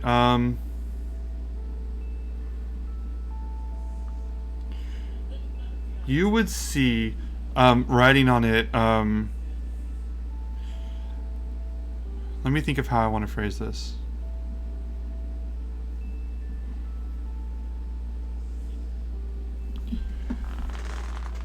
It would say Sidon, and then below that it would say, he who remained. And that's what you see. Almost completely covered by vines and leaves and branches. Anything else you want to check out? Nothing for me. You guys want another speculation time? So, I think, I don't know if we're waiting for Jen. She just stepped away for a second. Oh, she's going to be No, RP. I totally heard it. Okay. Sorry. I gotta put my thingy on. My question is, any, like, footsteps or any of those things that we saw, like, the satyr, the little tiny goatling feet, or anything like that? Or do we see any of that? You would see more of those feet around here, but you would see like a lot more of them. Like, those feet definitely belong here, but it's really hard to see. It's impossible to see if any of them are related to what happened elsewhere. You know what I mean? Like, there's so many marks in the ground that you know this is a place where goatlings are, but you have no way of like explicitly connecting it to your previous investigation. Okay. Any drops of wine anywhere? I want all of you to roll perception.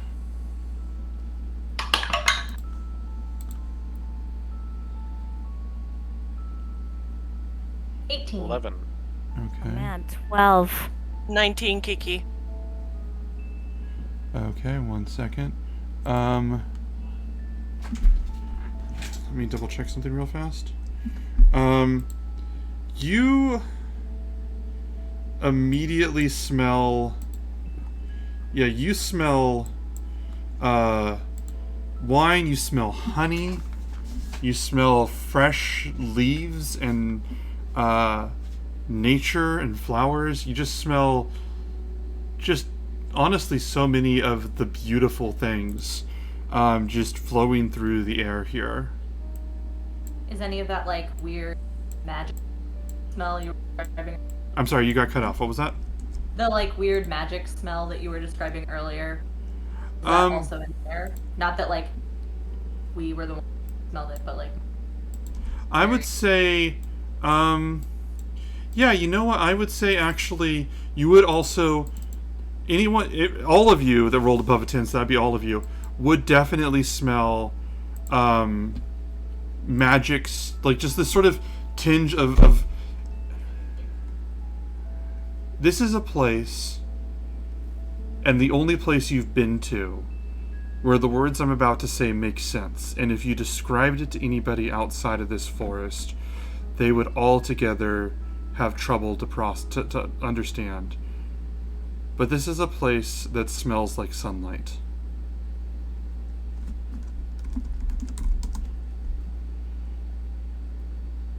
That is what I can give you. It's odd. It seems like something like this should be dank and terrible and frightening.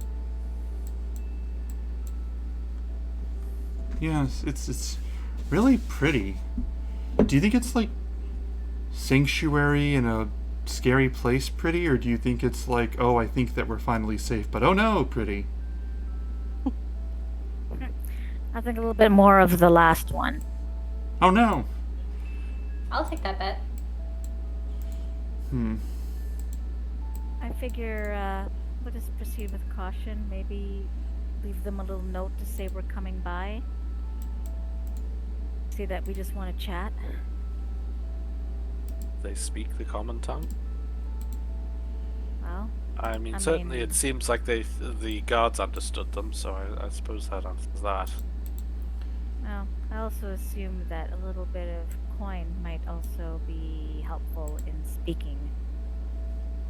We could. I hope they take your coin.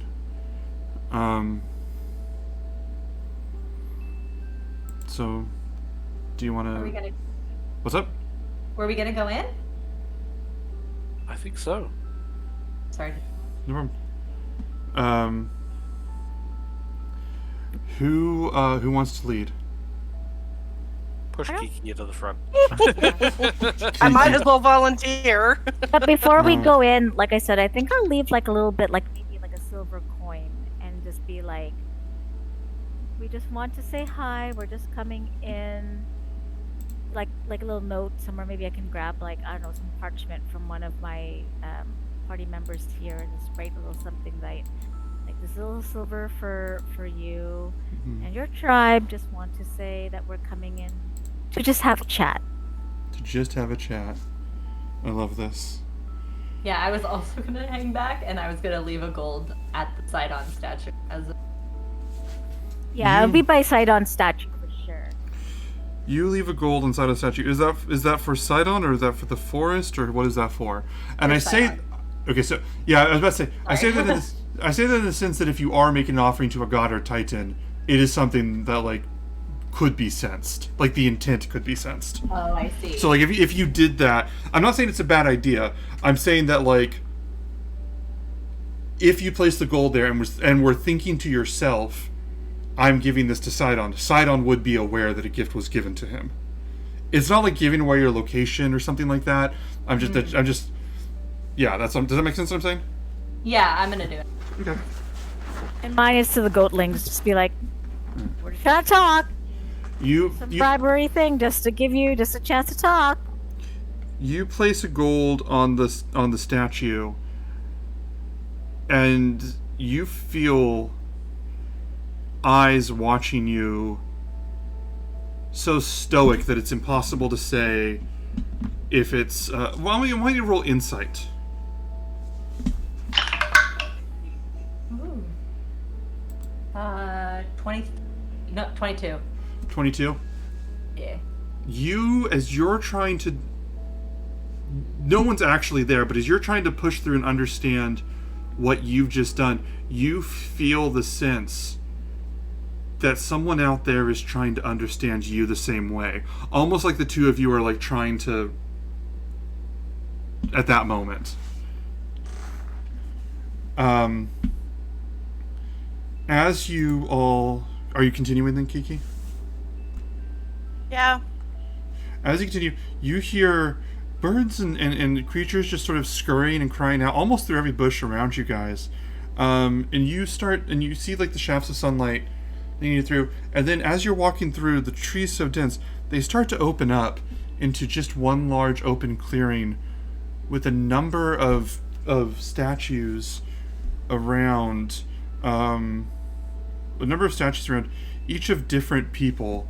In different poses, but you don't really have time to observe them because as you're walking through, you hear this crashing and breaking of branches and of leaves being knocked over. And this woman, this young girl, I would say maybe 16, in this toga that's mostly been damaged by like the trees and everything like that, and she's like covered in like dirt, and her face is red. She's clearly been crying, and she just goes, Are you? Are you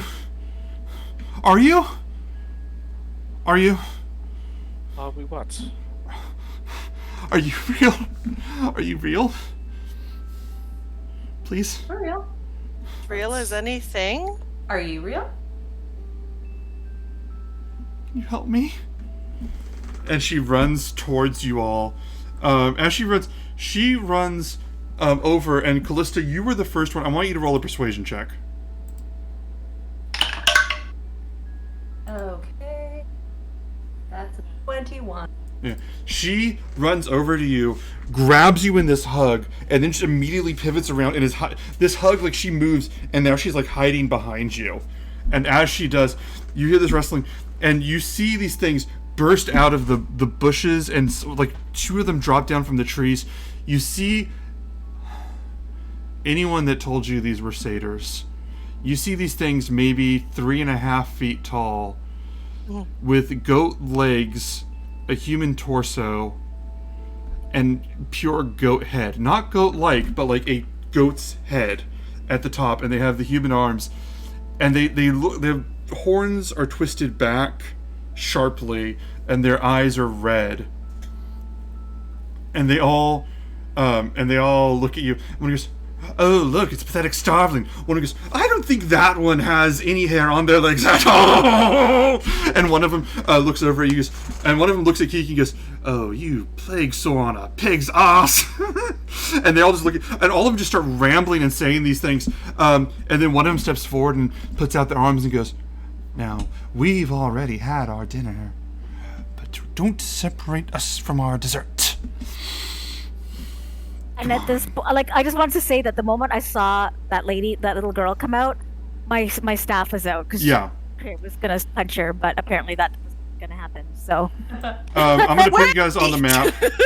I'm gonna put you guys on the map, which, as I've said for the audience, I try and keep the map's description to a minimum just to help my players visualize combat, but I try not to lean on it because you guys can't see it.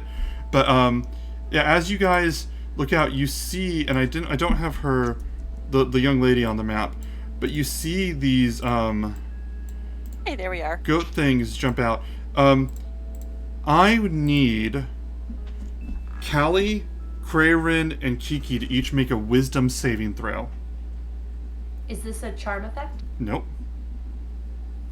putting to sleep. Nope. Oh, damn it. Okay.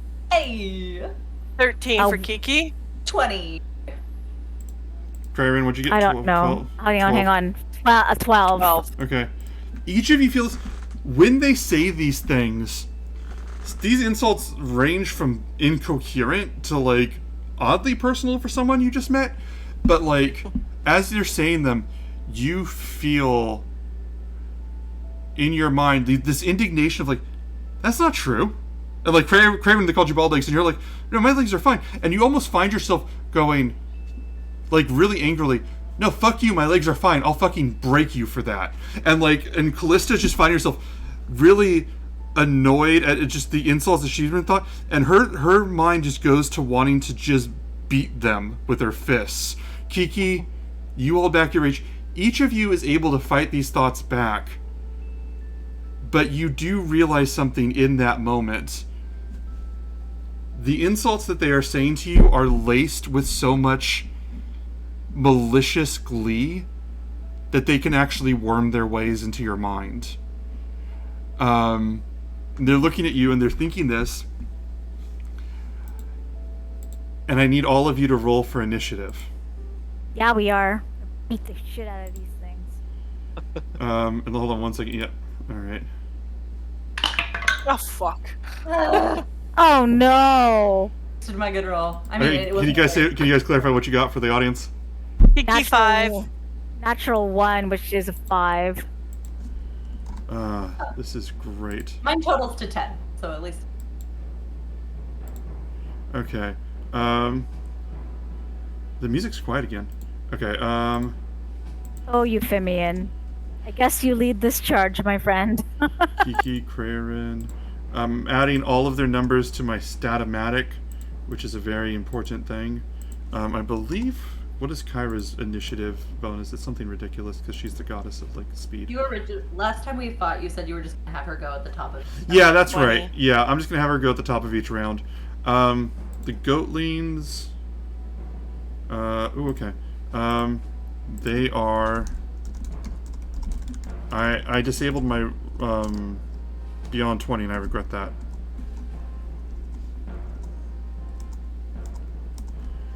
Oh, mama! Okay, that's great. This is great.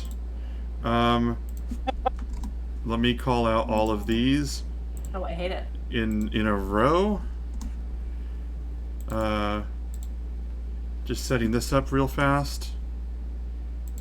Lord. Can they have a name like A, B, C, D so we know which one's which? If you mouse over them in the initiative tracker, it'll also highlight whichever one Oh, it's it referring tells you to. which one. Oh, perfect. Okay, right. So for the Hey, audience at first day. home, there are 6 of them, and their initiatives are 23, 19, 18, 15, 10, and 10. Every single one of them got a good roll. There are 6 of them. They are small, but they are there's a lot of them. Let me see. I really regret getting rid of... Can I re-enable that real fast? 1 second. We also see their health bars. God damn it. Why? That gave Because away... you love us. No, it's not you. It's the developers of this campaign. Why would they do that? I need to go change that for all of them. Did you guys see how much health they have? It's just a green spot. bar. Okay. It's literally just a bar. You don't see the number. No. Oh, thank God. Okay. That helps me a lot.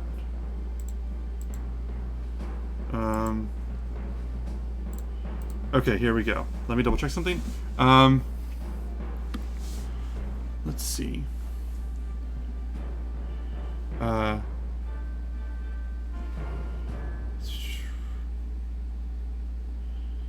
Okay. So the first... Okay, you got, by the way, move you guys wherever you want. Like, you guys switch positions wherever you want as long as you stay in that general spot. Because I have you Euphemian in the front, and that don't feel right. I'd be behind Kiki, so whoever I thought. As long as you don't cross this line, you're fine where you put yourselves. Mm-hmm. Okay. Kraven, you're good? Yeah, I imagine if like Kiki was up a little bit more, then I'd be right behind her. Like if Kiki was over here, then I would be behind her. Over there. But that's up to Kiki. Okay, Kiki feels hands pushing her a few steps forward. Incredible. Yeah, so Craig's gonna be like, "Thank you," as he tries to position himself in front of Kyra. Okay. Okay, so one of the Goatlings, and I'm going to speak abstractly for the group, but you guys can see which one I'm pinging. One of the Goatlings looks at Kiki and goes, oh, what's up, Ellie? Ellie, if you're trying to get hold of me, what is it? You're muted. You said Kyra's gonna do the top 3. Okay. Yeah, Kyra, basically, I'm going to say Kyra is just going to, Kyra will sing the song of heroism that lets you reroll dice. One of the Goatlings looks at Kiki and just goes, "Oh, bite me, fartface!" and just runs forward, jumps up, and just tries to dive at her. Tries to jump up and grab her on the torso and tries to climb up her. Kiki just reflexively knock her down and just lands off. Let's see. This other one dives over towards Euphemian. What was it?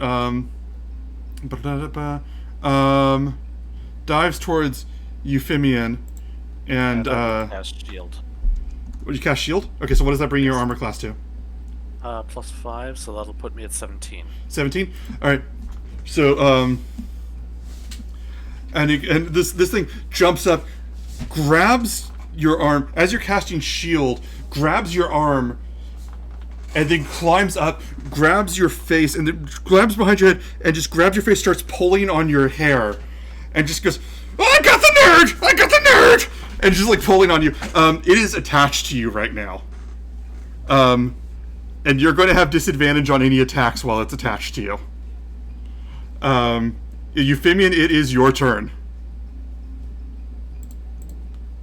Okay. I will say, my friend, somewhere out there is a tree tirelessly producing oxygen, and I believe you owe it an apology. And I will cast Magic Missile at 2nd level, all targeting the one on my back. Roll your magic missile damage.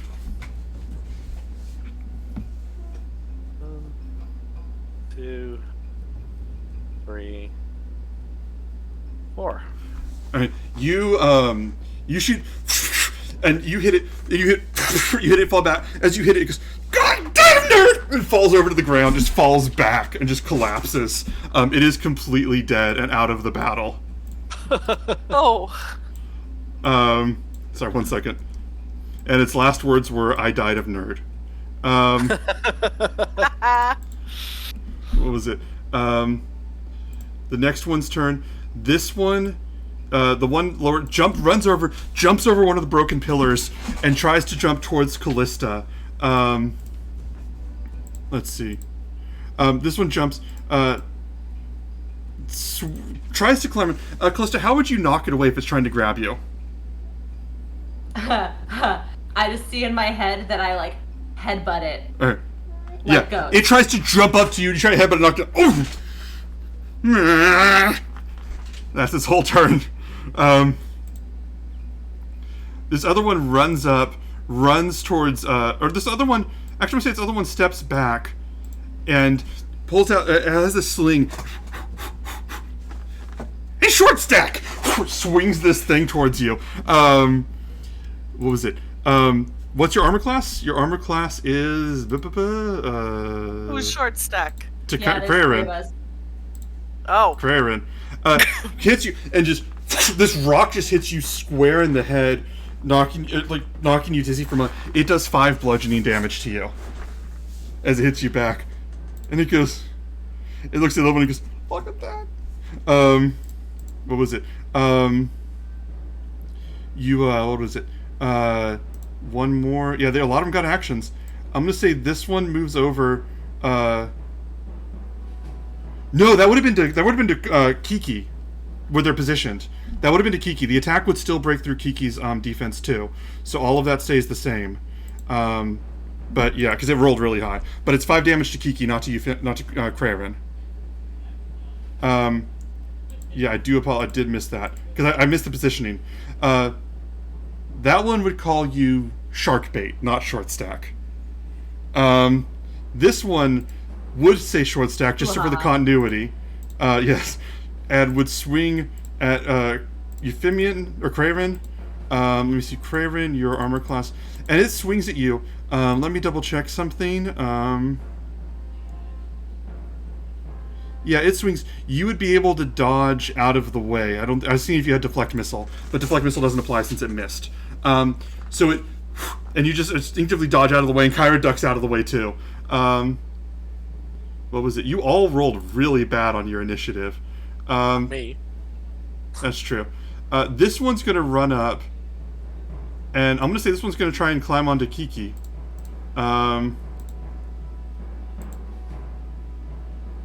This one, what was it? This one climbs up and just grabs onto Kiki and just climbing around her so fast she can't really like get a beat and slap her away. And it goes, back to the sea with you! And it grabs you and starts grabbing on your neck and trying to grab on your gills and just all together, just pulling on it. It is now considered to be grappling you, and you have disadvantage on any attacks while it's attached to you. Sis. What'd you say? Callista, it is your action.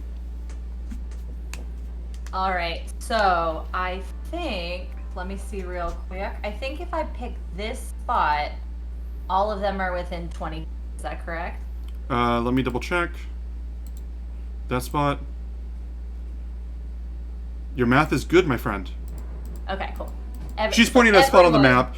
Those of you that don't know D&D or are new to it, there's a bunch of rules about what's within range and what out of range, and we're using a virtual map to argue over nerd shit. So she just pointed and won her argument. So please continue. Okay, so everyone is in that range. I'm going to cast sleep, and that is the spot I choose. Okay, roll your sleep dice. Alright, let's do some math. Oh god, okay. That's 10 plus 12 plus 7, 22, 29. 29. Okay. So starting in lowest up. 1 second. Callie, can I ask you about something about your spell? Yeah. How would you want to do this? Hey! So, after headbutting the goat, Mhm. I'm basically, or the goatling, I'm basically just gonna be like, we came to talk, you assholes! And I'm gonna, pull out my pan flute and just do like a little lullaby. And, it just like, almost like, hits the ground and washes out like a gold light, and they just all fall asleep. One of them goes, the few of them, like, one of them on Kiki just goes, no hard feelings. Falls over to the ground. One of them goes, night, night. Oh, not yet. And falls over. It's like all of them. One of them's like, we only wanted to eat the child. Falls face first into the dirt. And all that. They're all in the ground. Yeah, you have knocked them all down. They are asleep. They collectively, all of them around, have less than 30 hits. So you knocked them down. Wonderful call. I do have to kind of potentially nerf myself. I'm assuming the girl is also in that range. Does that change? You choose who the sleep applies to, I believe, right? Nope. It's just starting in lowest up. Let me double check here. I'm just banking on the fact that we all have in the, like, above the amount I rolled. Let me double check. You're good! Okay, bonus action. No one touch them. I really wish I had a Goatling in play to say what I want to say. And when this happens, what was it? The young girl, like 16, is holding Callie, and she looks and she lets go a little bit. And she goes, "Are they dead?" No, they're just sleeping. Are you okay? I really believed her. Ooh. That woman, she's so pretty, and she's so beautiful. She's beautiful in this way that you want to believe everything she says. But it's a lie. I saw what she was doing to my friends. I don't think they're gonna make it out. Where are they? They're at the temple. They're with her. They're with Demetria. She said that She said that we were special, and that if we became her priestesses, she'd let us drink from the horn. I don't think she meant that at all. It smelled like burning. They smelled like burning.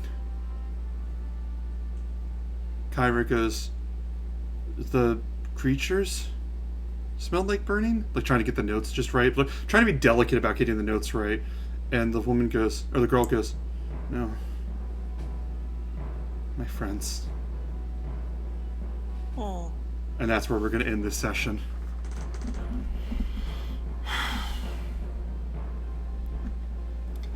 Thank you all for joining us. That was awesome. That was awesome.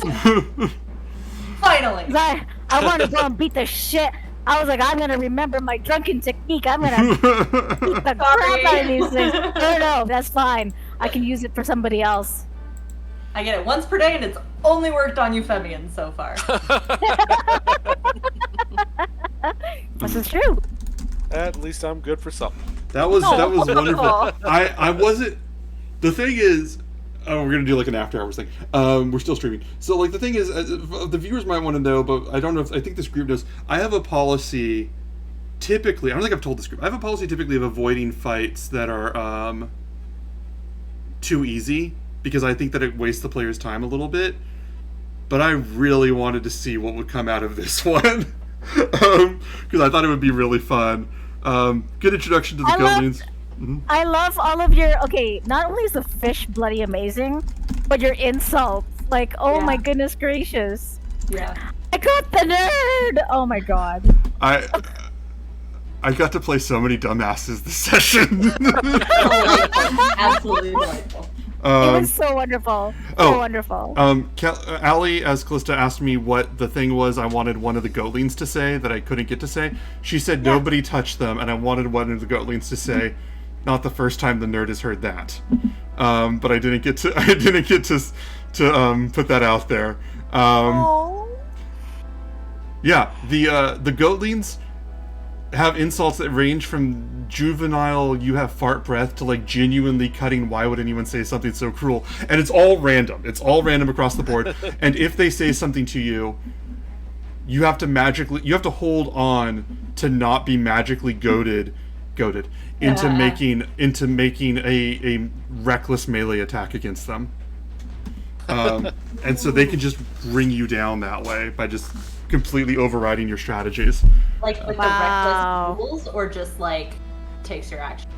What was that? Like with the reckless rules that barbarians sometimes No, like get, the like you have to spend your action attacking them melee, and you have advantage. You have disadvantage on your attack, and they have advantage attacking you. Oh Yeah. man. You completely leave yourself open. No, wait. You have advantage. They have advantage. Just like the reckless attack. Yeah, it's just you have to commit to an overly strong melee attack, and you can't do anything else because they're enchanting you into hating them. No, the it has to people. be an unarmed strike, or No, I think any weapon works. oh, okay, good. But no, like for something I wanted to sort of like foreshadow, but also surprise at the same time. For as dumb as the guards were, they legitimately had no chance. I don't think a competent guard could really handle 6 Goatlings flinging insults as they run by. Like just now that you've seen what that's like. But I thought it was done for with the 12. I was like, oh, I'm done for. that I was was like, oh fun. no. That was fun. I Thank like you it. guys. Off to visit the Demetria. Have we heard that name before? Yeah, she's the lady of dreams. She's one of the Titans, isn't she? No, that's Lutheria. Oh, Yeah. Lutheria. Demetria, that's the one we have to meet at the Mossy Temple. Oh, for you. For us. For I thought that me was too? fun. Yeah, I thought there was something that we both had to talk to her about. Yeah, I believe 2 of you had to talk to her. I believe 2 of Okay. you had reasons to talk to her.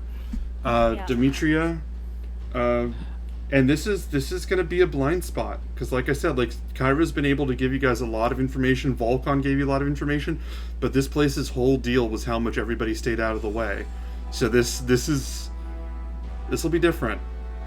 Yeah, because Demetria, we have to talk about some sort of lost artifact to find some answers, and for I to find truth for me to find truth to why I'm always so bloody awful at life.